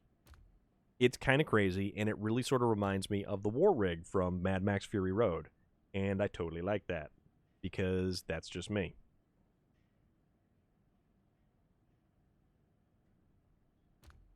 Okay. I have way too many trucks in my garage, so it takes forever to scroll through some of the stuff. But I wanted to... What was I doing? So the GMC, the 9500, has actually now... it has the ability to use all-wheel drive, because they actually added an all-wheel drive setup to it in Lake Cove. That and the Twin Steer. The Twin Steer is all-wheel drive as well. The two Tatras are actually really kind of cool. The Tatra 805 and the bigger Tatra. So that's my Tega. There's our Zix and K. Where is I want thing? That's the Bandit. There's a lot of cool skins on this too. Oh, you know what? No, it's is it heavy? Yeah, I think it's heavy. That's the other. So this is the other Tatra, the 813. This thing is really cool, and the skin on that is even better because it's got like a giant buffalo down the side of it, which sort of looks like it would be more at home on the side of like a, you know, a 70s conversion van. We want to use, where is... It's just a shame that the Derry Longhorns are significantly underpowered. I wish they weren't. Oh, there it is. Okay, so the Paystar 5600. This is the truck I want. 5600. This is also one of the other trucks. So here's the thing. The biggest difference in the... Okay, so this is the long flatbed, or how about... Okay, so this one only takes the long flatbed. There's that. So the 605 Zix, here's the difference. I'll pull this up here so you can check it out, because honestly, it's one of the only trucks that has actually been capable of doing a lot of this DLC. So it does have 61-inch mud tires. This one has always-on all-wheel drive and differential. It's got a 380-liter fuel tank. Power to weight right now is A+. But the big difference is the frame add-ons. You can put a flatbed on this truck. The Kolobs you cannot. This also has the ability to put the seismic vibrator and all the other little stuff. But you have this. You have trunk repair supplies. You have the ability to put 600 repair parts and 200 liters of fuel on this. So therefore, this now turns it into 580 liters of fuel. But it doesn't stop there. You've got a spare tire assembly that carries 2 spare tires and an additional 40 liters of fuel. So you're now up to 620 liters of fuel. So it does that. It does the... it only does the high saddle. That is the key difference right there. So you've got the high saddle, which is great, but you've got the flexibility of a van body, a flatbed, a log loader crane, an actual crane. This truck as a crane truck is incredible. It's absolutely incredible. But for now, what we're going to do is we're going to pop out here. We're going to use this twin steer. And this may not be the best of ideas, but we're going to give this one a go because we haven't used this truck in a while. And we're sort of hitting it to the point where, like, we're gonna have some fun with some of the trucks that we actually haven't used. And to do what we need to do, yeah, absolutely. Well, this game is a year old as of April, and there is 4 giant chunks of DLC, and man, oh man, do I enjoy every single bit of it. So here's the thing. Ramped flatbed is, I think, the one that we're going to have to use. Although, wait a minute. Hold on. You know what we could do? We could actually use a truck. No, but that's a 5-slot. Hold on. So that's a 5-slot. The step deck semi.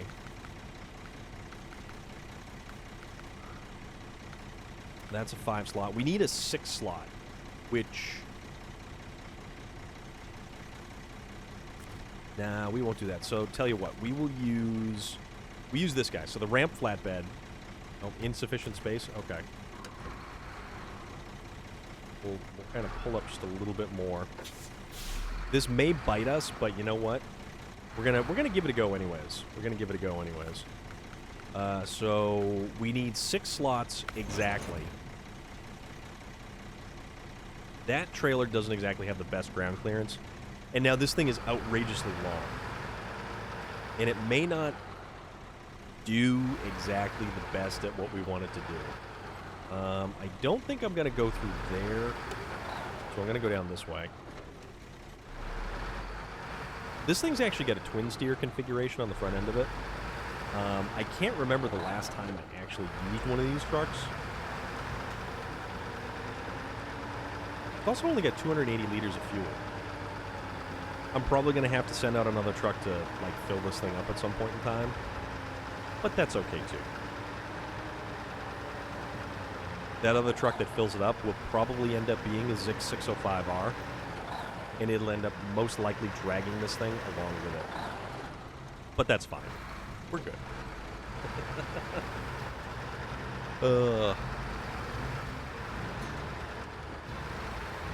I did use the Dairy Longhorn 3194.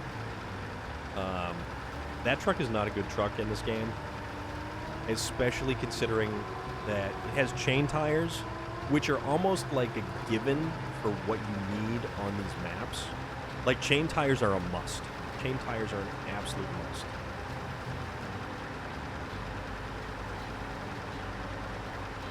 Also, for all you guys still sticking around, we do have a Discord, and there is a help section on the Discord specifically related for SnowRunner stuff. You get a SnowRunner question, I'll do my best to answer it, because I love this game, and I have most likely hundreds of hours clocked into this game. But that's just me. Also, I'm a little thirsty.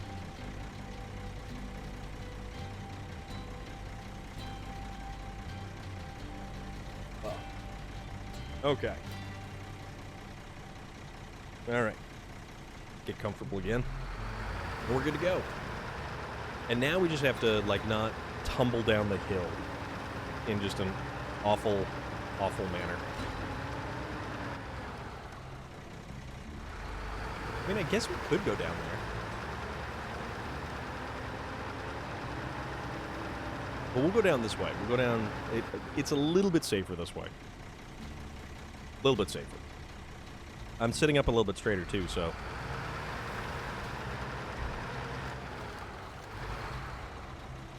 Alright.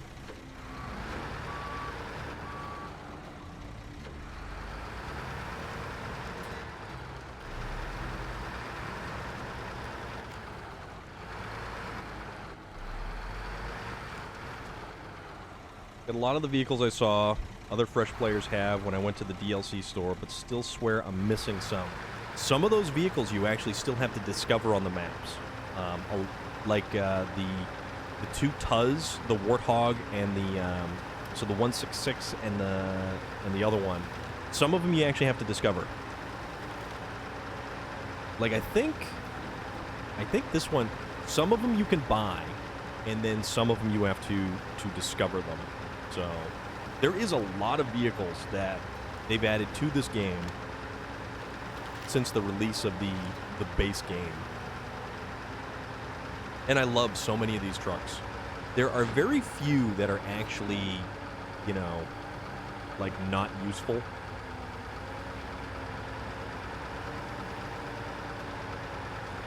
And I think we're trugging along really kind of slow because of that trailer. There's something about that trailer, I think, that just, it drags. It is a very high drag coefficient.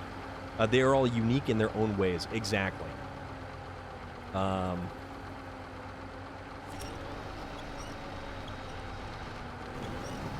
but they were fresh players on stream. I've seen others get the twin steer and P16 off of missions, but some people start off with a lot of vehicles I still don't have, unless my memory is off.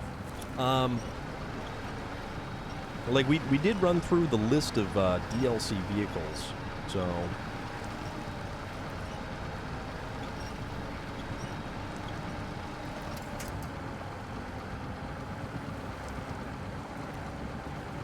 But yeah, there are a bunch of vehicles that you actually have to find. I think the Warthog is in Amandra.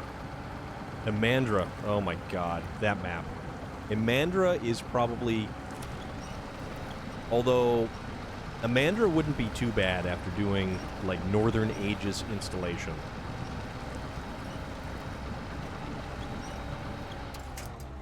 You know what?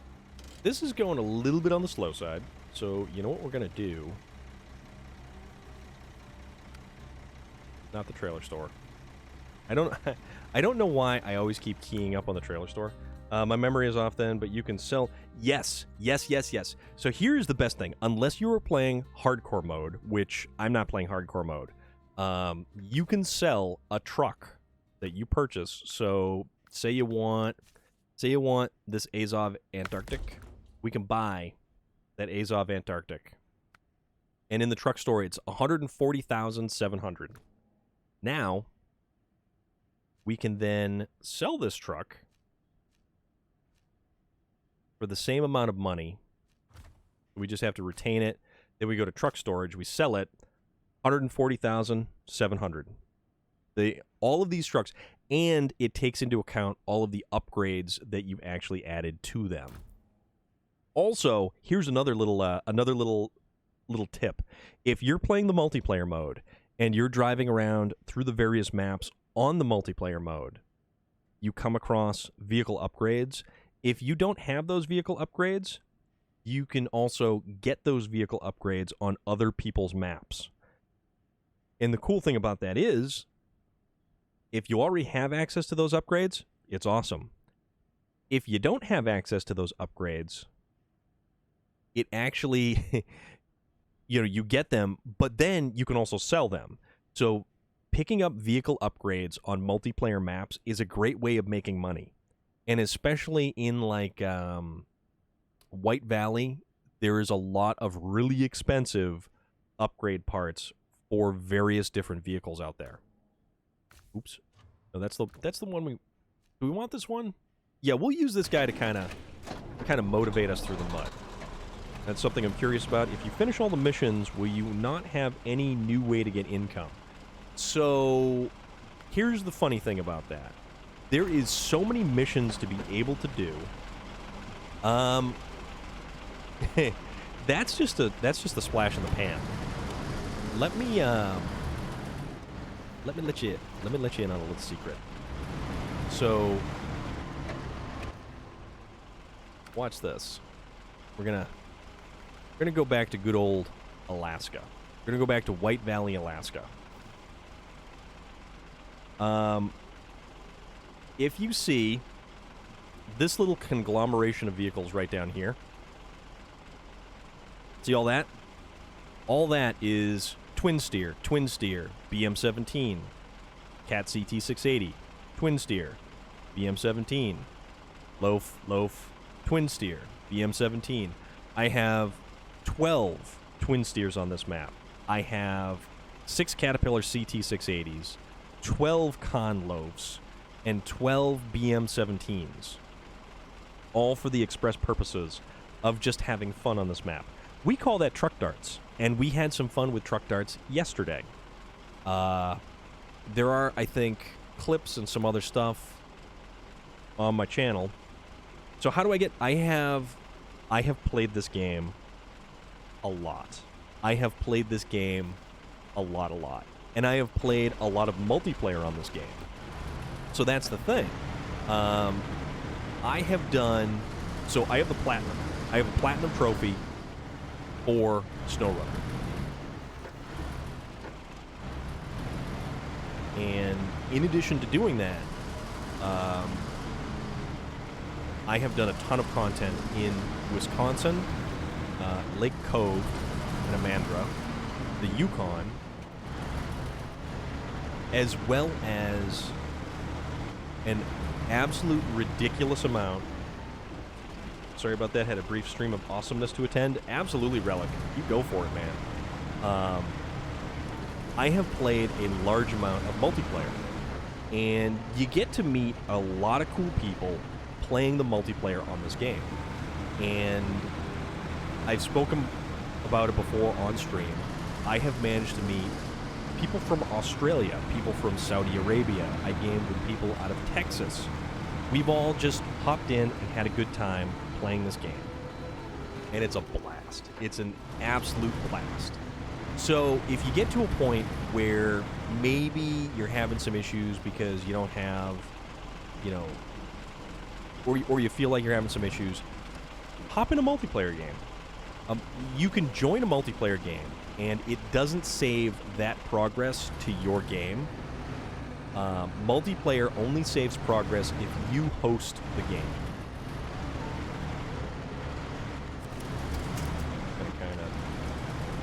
Kind of stuff our way through there. I love being able to do that. This is fantastic. I'm here, but have it turned down because I'm gaming. I mean, you can do that, I suppose, Melissa Headcase, but I hope you are well right now. I hope everything is fantastic. Hope you're good. Hope your Friday leading into your weekend is awesome. Because you know what? I hope everybody has a good day today. What time is it? 20 past 8? We've been at this for, we've only been at this for about 2 hours and 20 minutes. We've actually made some significant progress into the plant restoration, which is good. Yeah, this is the Zix 605. Issue I've had is playing on multiplayer vehicles. Melissa, gifting out a sub there. Why, thank you very much, Melissa Headcase. And it looks like Infected Sky has landed a sub. Rebecca and Miracle! Rego Issues is keeping Rebecca away from moving a lot. You wanted me to say hi. Well, it's nice to know that you popped in and that you're doing okay. And Melissa Headcase, thank you very much for the gifted sub. That is awesome of you because you are a fantastic human being. Crazy Moose Bag. That is an awesome screen name, Twitch name. Crazy Moose Bag, thank you very much for the follow. Thank you very much for kind of popping in and joining us in this wonderfully delightful little game and adventure that is SnowRunner. But let's see, multiplayer. I have discovered a multiplayer where playing on multiplayer, vehicles I discovered in multiplayer were undiscoverable on my single player, and my single player got stuck at 90-something%. That's strange. I've never actually had that happen. You know what? Okay. So, here's the thing. If you discover a vehicle on someone else's multiplayer game, try purchasing that vehicle and deploying it. Because it should actually count towards the total. That's strange that it doesn't count towards, because they had a lot of issues with certain things not counting originally, but I thought they fixed a lot of that stuff.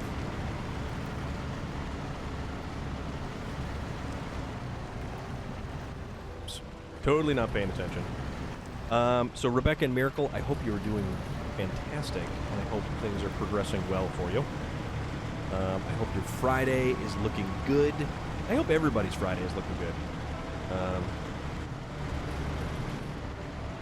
Watched your stream for past few days, so chill here. Yeah, I mean, that's how we want it to be. You know, that is exactly how I would prefer it to be. Because we've got a lot of cool people here. We got a lot of great people who hang out. This is where we want to hang out and just relax after a long day. You know, we're going to talk about anything and everything, and we're just going to have a good time. So, Crazy Moose Bag, welcome to our little corner of the wonderful world that is Twitch. And, yeah, man. Thank you very much for that follow. And it's greatly appreciated. And it's awesome that you just kick back and hang.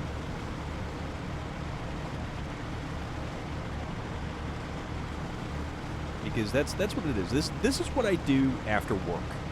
I work all day, and I come home and I sit down and I get a chance to play this game. And I play this game and I hang out and I have a good time. And I talk to awesome people from all over the world. And I kind of feel like the lucky one for that. Because all you guys are awesome. And if there is something that I don't know, I want to learn about it.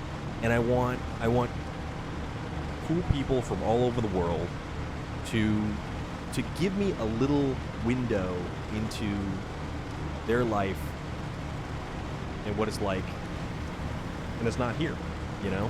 Like, I know how my life is. I know how my job is. I know how, you know, American vehicles are. I know, you know, all of that stuff.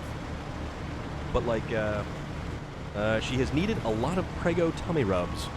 There you go, Rebecca Miracle. But yeah, I mean, Rambada, he tunes in from, you know, halfway around the world, and we get to learn about all of the really cool vehicles in this game. Like, all of the Azovs are based off of. This map, what do I do for work? Oops. This is what texting and driving gets us.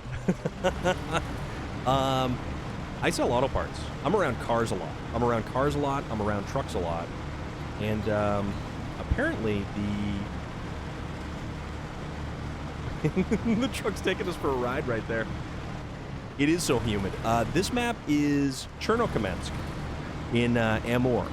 So this is the 4th DLC that is available for SnowRunner. Strand DSX? Strand DX? Yes, no, Strand. Strands. Yeah, I'm probably butchering that, and I'm terribly sorry if I am. Strands up. Yeah, but you know what? Everybody plays at their own pace. It does. Rebecca and Miracle, this snow looks absolutely fantastic right now. And it would be such a game changer for the 86-degree weather and humid to kind of give way to snow. Although it's New England here, so anything is possible, and I would never put it past. And also, thank you very much for the follow. Do we have to scroll up there? Peg Sterno? Is that what it is? Because you've got a lot of really cool characters in your name there. And I don't want to mess it up. And I feel bad when I mess somebody's name up, because I don't intentionally set out to butcher anybody's name. Just call you Strand. Amandra has given me PTSD. Yes. And I'm sorry to say that if Amandra has given you PTSD, it's a massive step up from Russia. Oh, yes. Nashville feels like a humid oven. Yeah, I would completely imagine that it does right now. So Amur is going to make Amandra look like Black River. And I'm sorry to say that, and I don't really mean to crush your hopes and dreams, but Amur will make Amandra look like Black River. Like the tutorial on Black River. That is what Amandra compared to Amur really looks like.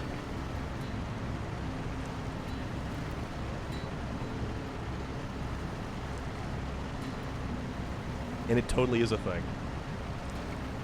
Rebecca is running the AC hard. Yeah, my AC is a box fan that's just like right down there. Yeah, Strand, I really do feel bad, kind of, you know, no, you know what? Completely ignore me. Everything's fine. Everything's fine. This is the greatest map ever. You're going to have a great time. Amandra was the most difficult map ever, and there's nothing that compares to that, and I'm sorry. Really am. Sorry. But no, I mean, every map has a flow to it. Every map, it's like Jenga. And once you... It is a fantasy land. That is damn sure. Once you figure out the flow to the map, it's easier, although it's not so easy that it is not punishing. Amandra has almost made me quit. there are much better things that are ahead of you. Wisconsin is a fantastic DLC. The Yukon is a fantastic DLC. The trucks that are available in those 2 DLCs are real fun. Although Yukon really didn't have as many good trucks as much as it had great upgrades. Because you have the active suspension for the Kolob, and also you've got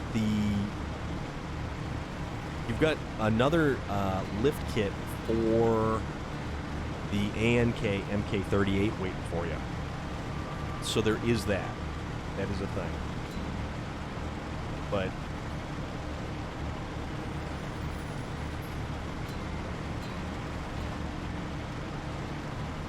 yeah, I love this game. I've played hundreds of hours of this game. They do actually a very good job of, if something doesn't work right, they make it better. So originally, out of White Valley in Alaska, you had the Dairy Longhorn 3149. That was pluck the stuck truck, which you had to get from the bottom. It looked like it went over the guardrail and hit the river on the bottom. You had to recover the truck and then simply tow it back to your garage. That Dairy Longhorn, when this game first came out, it had that tag axle, that unpowered third axle. The truck also had no differential lock. It basically made the truck unplayable because if you went to go up an incline, the unpowered axle would hit and high-side you, and because it did not have differential lock, the tires would just freewheel that didn't touch the ground. So what you end up doing is having a truck that's basically useless.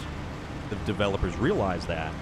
They made the tag axle powered, not powered like it puts power to the ground, but they made it so that you can lift it up out of the way. And if you're on like relatively flat roads, you can drop it down, and it actually makes the truck more stable. They also gave it full-time differential lock. So it's got full-time differential lock, and I believe full-time all-wheel drive. And it completely changed the characteristics of the truck. Hey, thank you very much for the follow, Strand. Super appreciate it. That is great. But yeah, I like the Dairy Longhorn. They are modeled after the Oshkosh series of actual military trucks. But the 3149 and the 4250, they're just really underpowered. For whatever goofy reason, Saber Interactive in this game decided that they didn't need to be as powerful as they needed to be. But it's sad too, because you have to level up to rank 30 to be able to unlock the Dairy Longhorn 4520 and use the damn thing. Becca Boo says your voice always helps with the fussy twins in her tummy.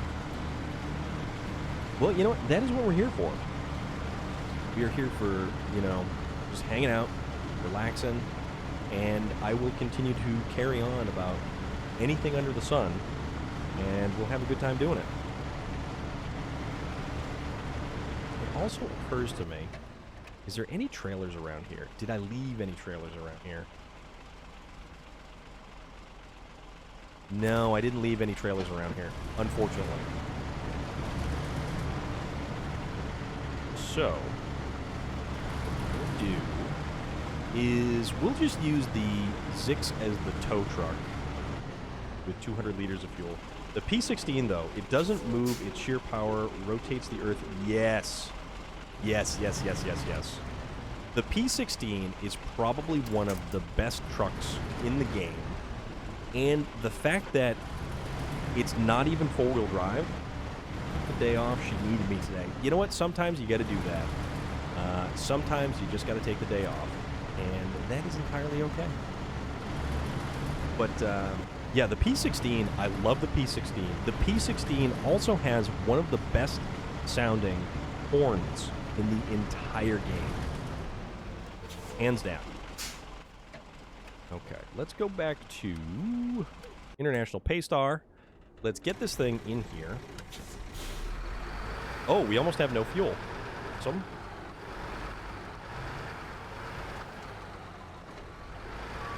So we're going to have to put some fuel in this from the Zix. You know, it's too bad, too, because the P16 is such a great truck. It is limited, but it's also one of those trucks that doesn't have chain tires. Did they add? No, they didn't. They added, in Amandra, they added all-wheel drive to the, so it's 4 units of cement, and then we need 2 units of concrete blocks. So they added all-wheel drive to the twin steer. So the twin steer got all-wheel drive. You've been using the small Tatra as a dedicated fuel truck. That thing is yes, the new Tatra is unbelievably fun, and it is a super capable vehicle. The fact that they are able to stuff the custom mud tires underneath of that thing is hysterical. Absolutely hysterical. All right, so I'm not super worried about fuel right here because I have from the trunk repair supplies, we have 200 liters of fuel that we can load up with. So we will. Wait a minute. What did I? Oh, I just filled up the Zix. My bad. Okay.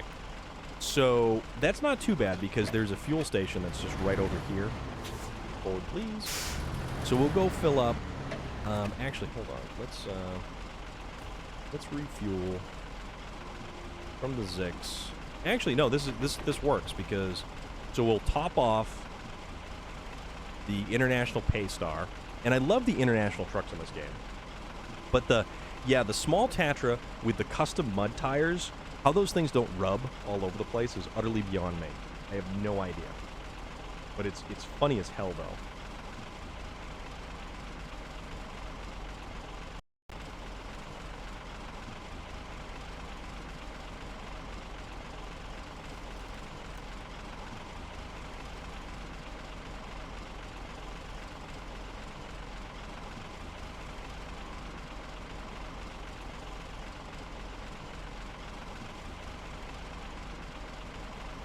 Favorite Scout up until Cola was the Apache. It's not bad. Amanda bullied me into not using it. So the International, the 1700, I find to be one of the more fun. Oh, excuse me. That's one of the more fun Scout vehicles.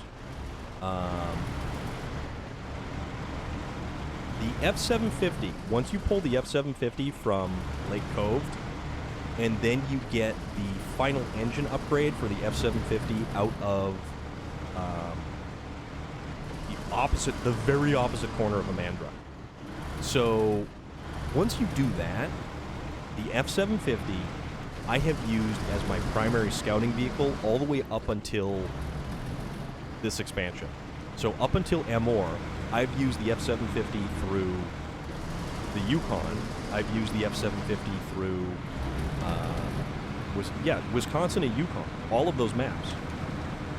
It absolutely, yeah, you're 100% correct. And the thing about the F750 is the fact that it's actually capable of hauling regular truck trailers. So it doesn't haul scout trailers, it hauls regular truck trailers. It's got a 1 cargo slot flatbed that you can put on. It can use that 1 cargo slot with a loading crane, and then it still has the ability to put spare tires, repair points, and fuel on the hood of it. Or, if you use the bed, 88, thank you so much for the follow. Super appreciate that. All you guys following tonight, that's awesome. And that means you get notified when we go live.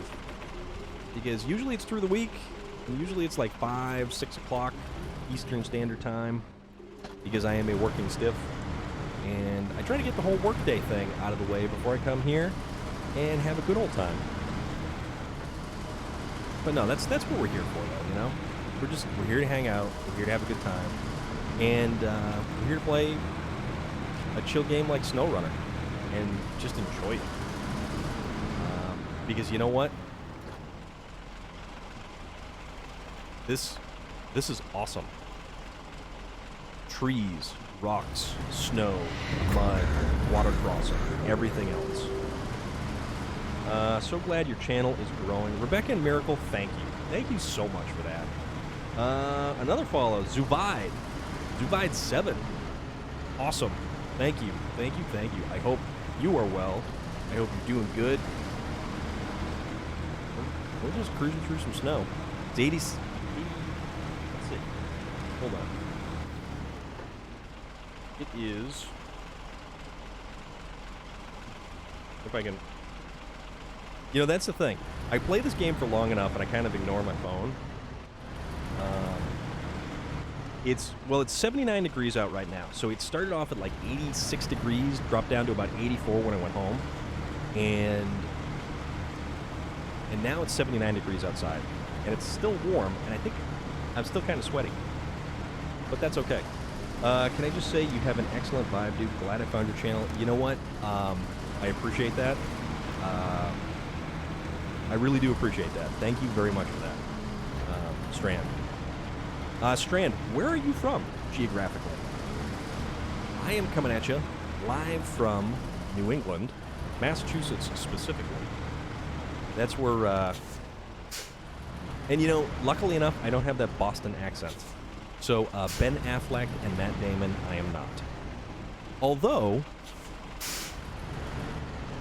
it's not a terrible thing to sound like, well, you know, a loaded Hollywood movie star. I won't say a Boston accent, but, you know. North Wales, awesome. Very cool. You know, we've got people from all over the place here.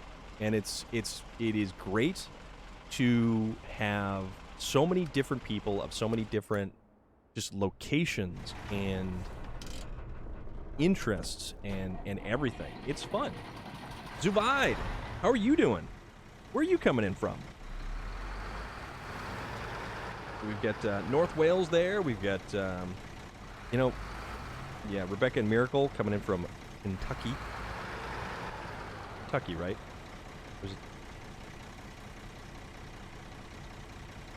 Nashville. Nashville, Tennessee. My bad. Netherlands, 145. 145 out in North Wales. We've got a lot of people who kind of tune in from the Netherlands. Yeah, Nashville. That was my bad, Rebecca and Miracle. I realized I kind of botched that as soon as I said it. I'm doing good today. Doing real good today. So 245 in the Netherlands, 145 in North Wales. Man, you guys stay up late. Although, you know, realistically, I shouldn't say anything because I get up at like 4:45 in the morning, and I'm usually up until like midnight or later. So I am the last person that should be saying anything about, you know, staying up late. But no, guys, thank you very much for all the follows and everything.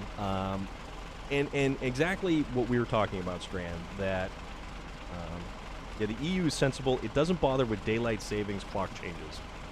Daylight savings is the devil. Daylight savings is one of the most ridiculous things. Wait a minute, did I get fuel? Hold on a second. Fuel. No, you know what? I forgot to refill the trunk repair supplies, but that's okay. We'll make do. We'll make do without the trunk repair supply. Zubaid, yes, this game is a fantastic game. This game is my kickback and enjoy game. This game is my let's stream this game and talk with wonderful people around the world who like to pop into the channel, and let's drive through the snow, through the mud, over the rocks, everything else, and just have a good time. Tabitha Bunny, thank you very much for the follow. Super appreciate it. Yeah, we're here. We're hanging out. We're probably not going to go too much later. If they have named this game accurately, it would have been called Driving Slowly Simulator Time Sponge 21. You're not wrong, Strand. You are so not wrong. This is amazing to get unstressed and having fun. Yeah, you're 100% right. And it's funny, too. I've had some very large issues in this game. We're talking catastrophic issues, like load up all the cargo, put it on the truck, get the truck back on all its tires, make it 10 feet and flip over again. But you know what? We don't get worried about stuff like that. We don't get bogged down in all of the little details like that. We play this game to have fun, so we don't sweat the small stuff, and that's important to take away. And we also have, I think it's one of the highlights, and I will always talk about the fact that this game, SnowRunner, is the perfect analogy for life. Yeah, sure, it's a video game, and yeah, sure, it's a video game about driving trucks slowly through the mud, transporting stuff from A to B. But, you know, life tends to be sometimes a linear path, and sometimes it branches off. And sometimes you're going from point A to point B, and sometimes you wind up on your side without a winch point. Marketing team, are you telling me gamers will sit in a mud pit advancing an inch in 10 minutes? Devs, yup, yes they will. You're not wrong, Strand. You're not wrong.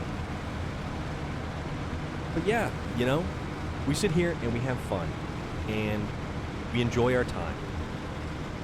Like everything else, enjoy your time. And if you're enjoying yourself, you're not stressing about things. I get to look at this landscape. I mean, guys, it's beautiful. Lake Cove is probably one of the most punishing maps. Well, Imandra more so than Lake Cove. But I did Mud Runner until SnowRunner came to Switch. Now got all the DLC right off the bat, 5 hours down, hundreds to go.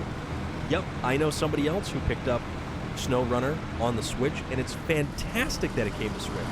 I am so excited that more people get access to SnowRunner.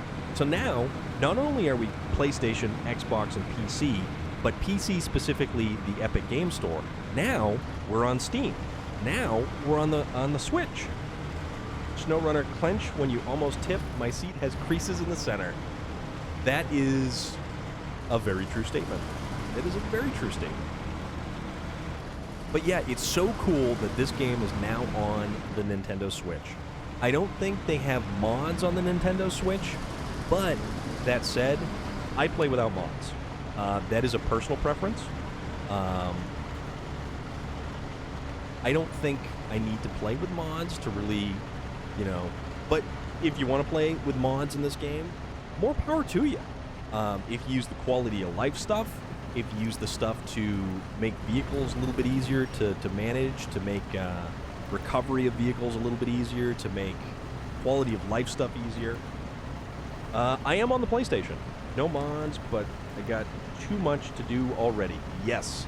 Tabitha Buddy, SnowRunner is awesome, and you will spend many, many, many hours going down this rabbit hole. Pun intended! Haha! Actually, that was kind of funny that it just sort of worked out that way, and I didn't realize it until the very end. So, don't mind me. I am on the PlayStation. Divide. Yep.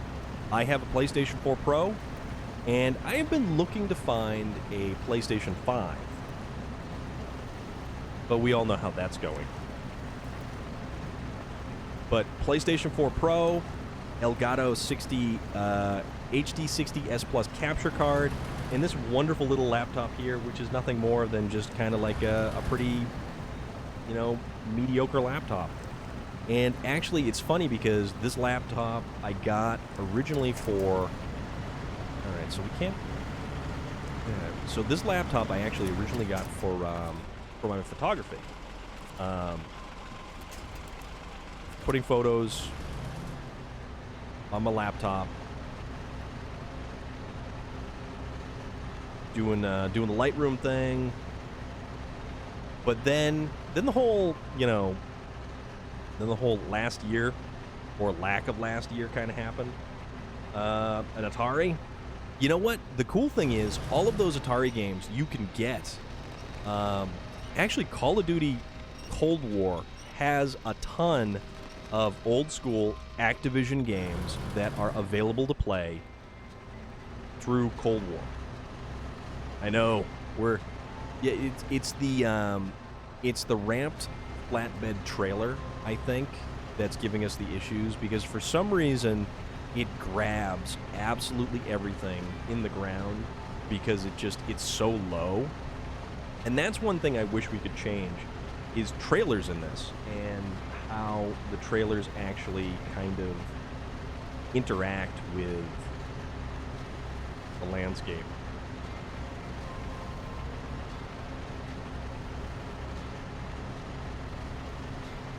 So we're just going to kind of drag that thing.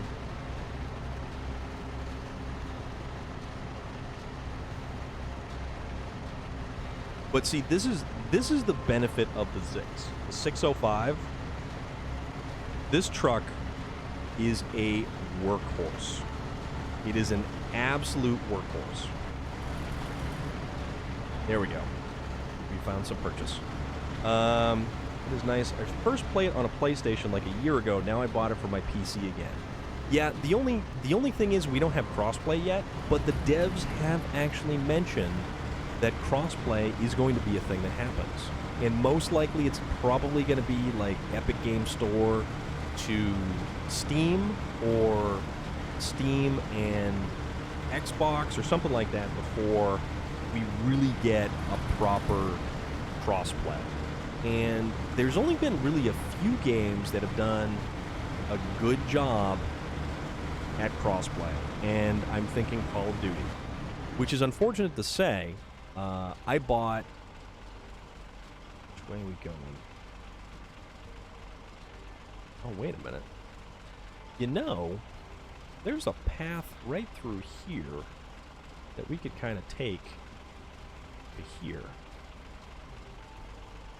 Or down here. You know, this might be slightly easier this way.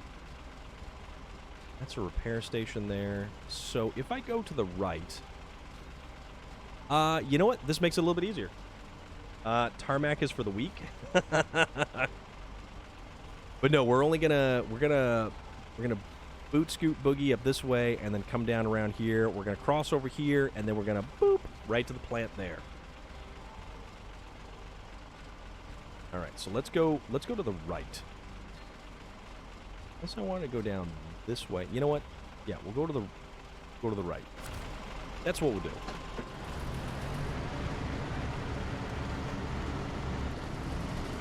So here's the unfortunate thing about the Zix 605. See this incline? It's all ice. See these tires? They're mud tires.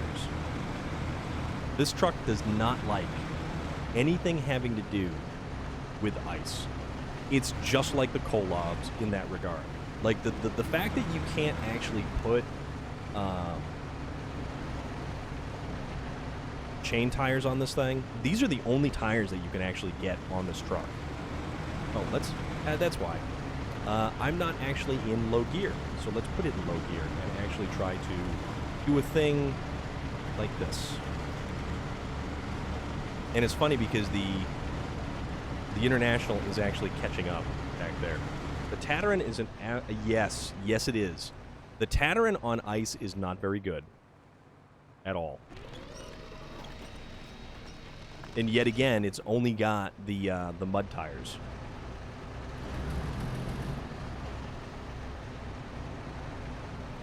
See, yeah, this isn't going so well for some reason. And I believe it's because this guy is on a rock. Let's kind of try to... Let's not butcher this. That's... Alright. Here we go. Over the rocks. Not high side on the rocks, please. And chain tires actually do real good on rocks, believe it or not. Nope. We're on the, what happens if we let... Okay, so that guy... Alright, he's gonna be okay. Let's just kind of Let's just get this guy a little bit further up here. And you're seeing some of the problems that we do encounter with the Zik 605. Alright. Can we... that might be too far down. Yeah, it's too far down. Okay. So we gotta get back a little bit closer. And we need to park at least some of the tires on the snow.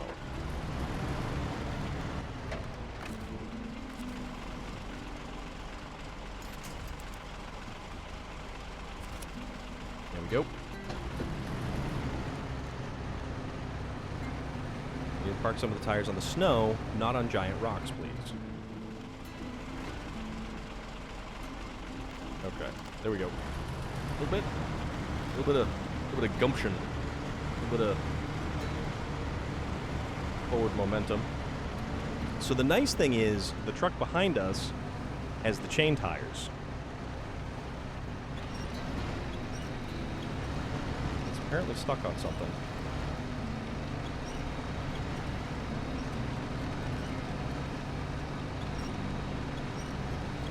That's unique. Oh, we almost out of fuel? No, we can't almost be out of fuel.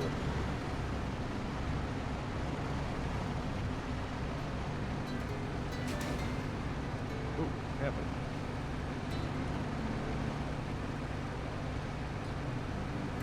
We'll get this somehow or another. Alright, let's just kind of go to... Alright, so we gotta back up a little bit.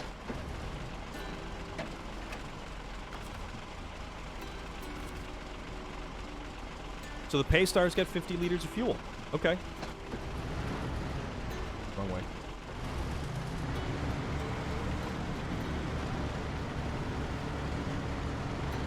I don't know why it's getting hung up on something. Unless it's got a... Oh, you know what? It might have caught a rock underneath the trailer. So... that has potential for issues. Alright, so we're not going to go down there. So we've got 50 liters of fuel, and then there's a fuel trailer that we can try to grab. That's going to be, like, right around the corner.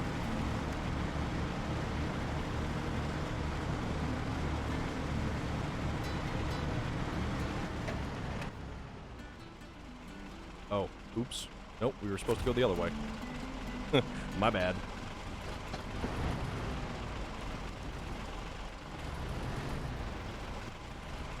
All right, this is not going to be easy.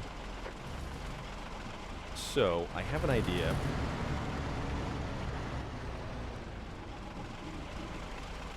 I do wish shifting were slightly easier.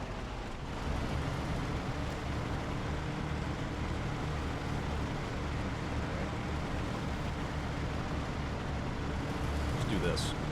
We'll kind of pull this from behind because we were supposed to take this left right here. Left right here. Yeah. Okay, let's make it morning again so we can see what we're doing.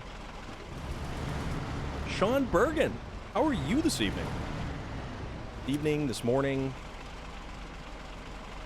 what have you?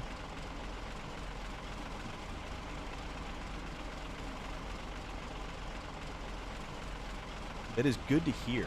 It is absolutely good to hear. We're still moving material to get to plant restoration. And we have all the rest of the materials, and now for some reason we can't... the truck doesn't want to... Okay, there we go.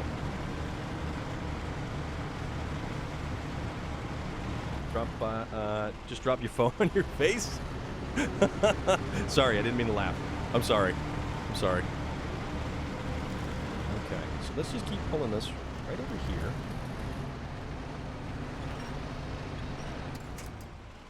Alright, now, sort of get back over here and get the truck from the front, drag it around, and then proceed on our merry way.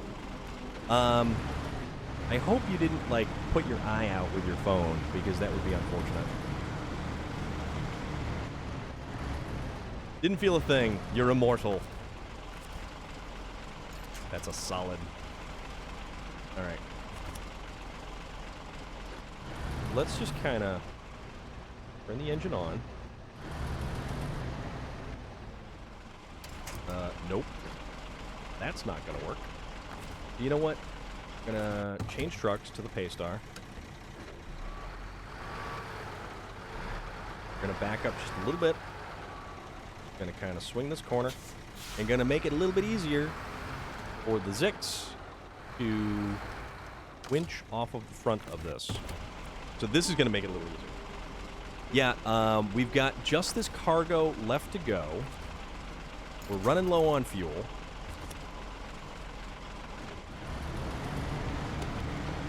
Going to turn our headlights on for safety. We don't have a crane. We don't have extra fuel. We didn't really plan well. I also forgot to fill up the trunk supplies, which is going to make, which is going to make the and there it goes, it's out of fuel. So the trunk supplies would have made the difference between making this and not making this. So now it is up to the Zix 605 to solely be the one to drag this thing to where we need to go. But there is a fuel trailer somewhere close by. Jermis, hope all is well. Did you have that discussion with your other half yet? Permission versus forgiveness.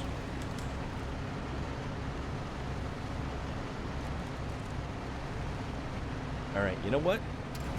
We're going to leave that truck right there for a moment. Yeah, all is good. Fantastic. Absolutely fantastic. Because, you know, I fully support this. You're totally in my wheelhouse there, bud. All right. So, I guess if we, you know what? How about we make it here, and then we'll go here, and then down here to the fuel. We will fill up everything. Yeah, we'll fill up everything, and then we'll go from there. And we'll see where that puts us, because, what is it? It's basically 9 o'clock. I am waiting for one Jake Edgley to go live, because he actually said he was going to do some music tonight for a little while. We're gonna go a little. I wanna get this cargo to the plant, and then call that one a day. Can we go down there, or is it, where are we going down? I don't think this is the best of ideas, but you know what? This is an idea.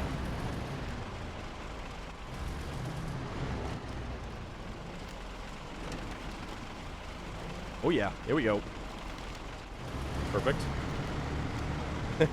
Right through, oops, somebody's backyard. That was not good. Jake is on now. Going to sleep. Thanks for the stream and good night. Zuvide, thank you very much for the follow. I super appreciate it. That is awesome of you. Actually, Jake Edgley Music is live.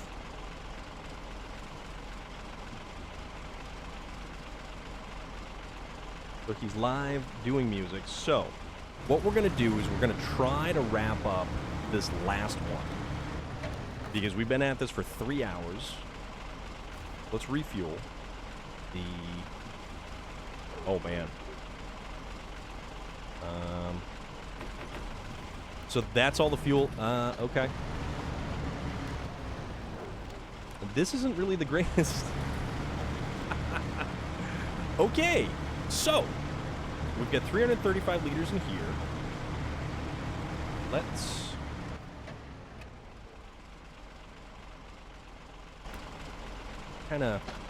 let's go get that trailer. Let's put some fuel in the truck. But yeah, Zuvide, thanks again, man. Thank you very much for hanging out. And all you guys, thank you very much for hanging out.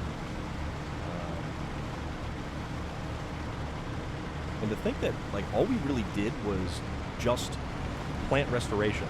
And it's been 3 hours. We've been 3 hours on one contract. I'm not complaining, because that's actually a really good time for something like this. But also, just anyone who has picked up this game, anyone who is truly enjoying this game, it's a good thing. And also, if you guys do want to join the Discord, we do have a Discord server to keep in touch. And one of those channels on that Discord server, aside from the one for posting food pictures, is a whole bunch of stuff specifically aimed at SnowRunner. So if you have questions about SnowRunner, if you have assistance that you need with anything that SnowRunner throws at you, I've got a lot of knowledge on this matter. On this subject matter at hand.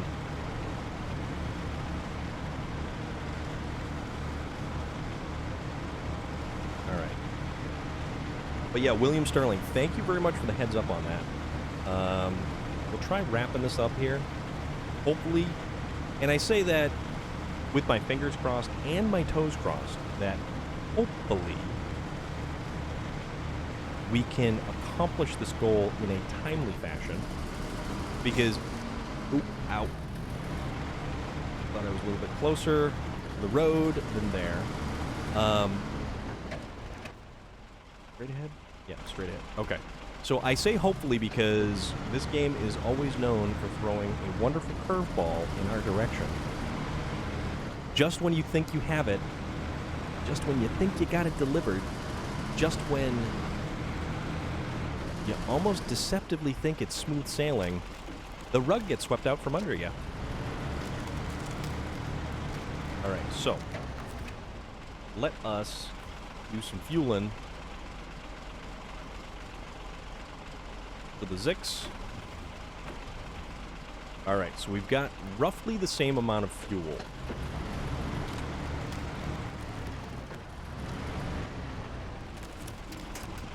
Oops. All right, winch connected. Turn the truck on. Let's roll, little buddy. And I think this fuel should allow us to get to the plant. I think it should.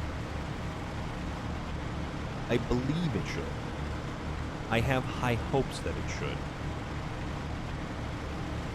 But we're also close enough to some of the other trucks that if we actually do need fuel, we can... Although, I don't know where the 5319 is.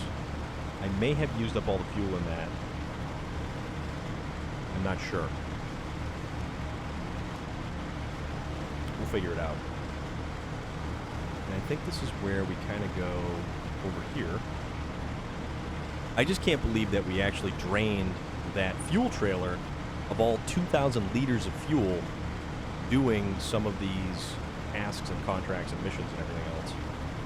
So, I mean, that's something.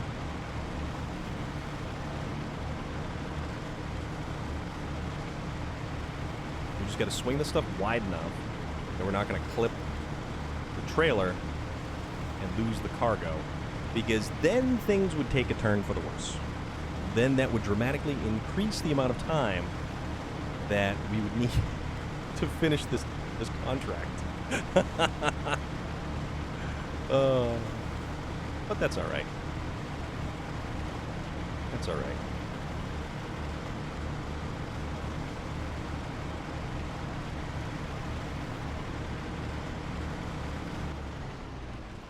Check something here.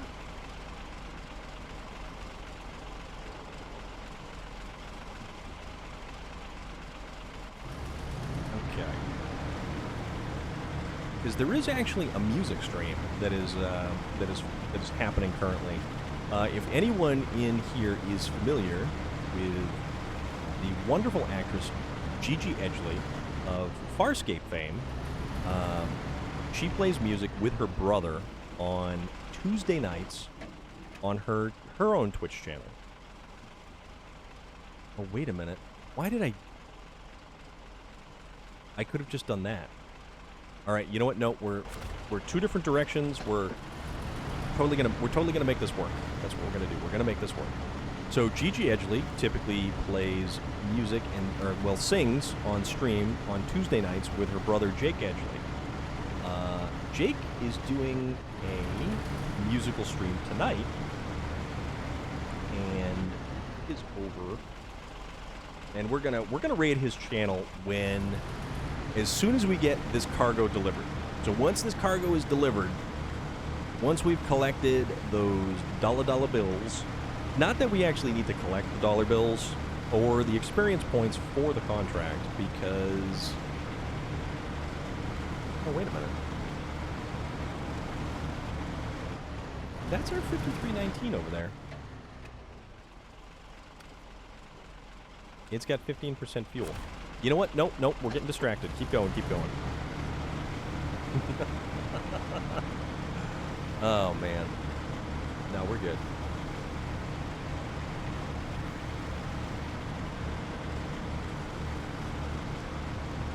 It's probably a good idea that we actually did decide to use the Azov 605, or not the Azov, the Zix 605, to actually accomplish this. Also, I'm sweating. I'm still sweating. It's still warm. I don't like having an air conditioner in here because I actually only have I've got one window in here, in this room. And if I put an air conditioner in the window, that negates the ability to just kind of get a nice breeze and not have to worry about some giant piece of equipment just sort of humming in the background constantly. Not that I'm complaining or anything. I could take it or leave it. That's fine.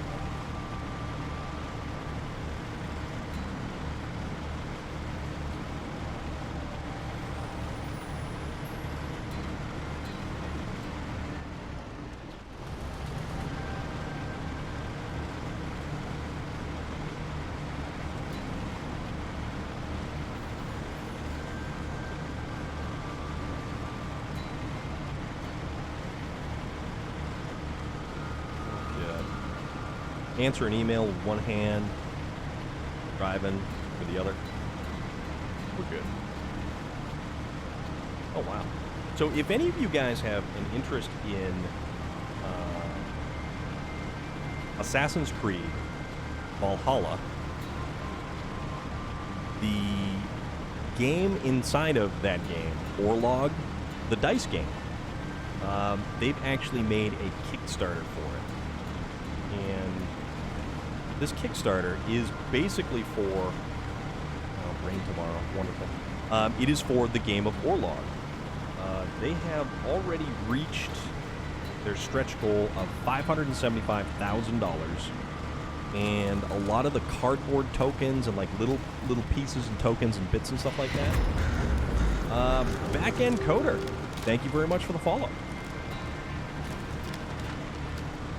So yeah, the game itself is actually all of like the cardboard tokens and the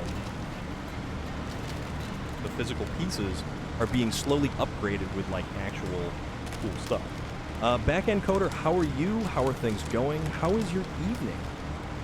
How was your Friday treating you? We worked fast and furiously, but unfortunately not able to get everything ready in time. So actually they're adding... Orlog is actually having new add-ons that are coming on Monday, so that's kind of cool. That's actually really kind of cool. Kind of throwing stuff all over the place here. And bits of my chair probably still on my arms. That's fine, though. All right. So. We're getting there. This is going to be cool, actually. So this has the last couple of pieces. Yeah, not bad, thanks, man. Just getting in my dose of SnowRunner while I play SnowRunner. You know, glad we can provide. SnowRunner is a fantastic game.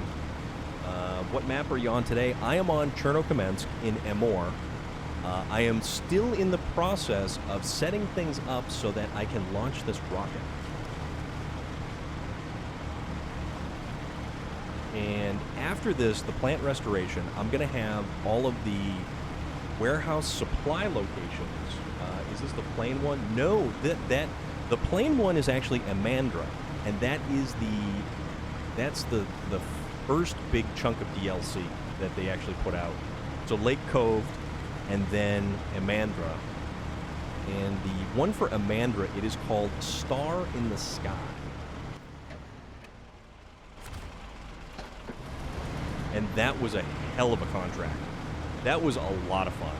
And it was really kind of neat because it was something that the game totally threw out of left field at you and did something totally different. Yeah, you're miles ahead, still chilling in Quarry. Awesome. So Quarry back in Tamir at the second map of second Russian map. Okay, let's get to the other truck. Change truck. We have no fuel. That's why. Change truck. Back to the Zix. Back up. We put our last 30 liters of fuel into the Paystar so we can just deliver this last little bit of cargo. So the Zix into the Paystar. The Zix is now officially out of fuel. We'll change trucks to this guy, fired up, and with 34 liters we should be able to make it. And we are here. Okay. Cargo management. Concrete blocks, done. Force cement, done. Awesome. Plant restoration, keep up the good work. I've talked to them. Their management is not easy, but I match them all right. We'll pull through. Fantastic. So guys, we just finished. Oh, okay, so this is another crafting location. Let's see what we can make here.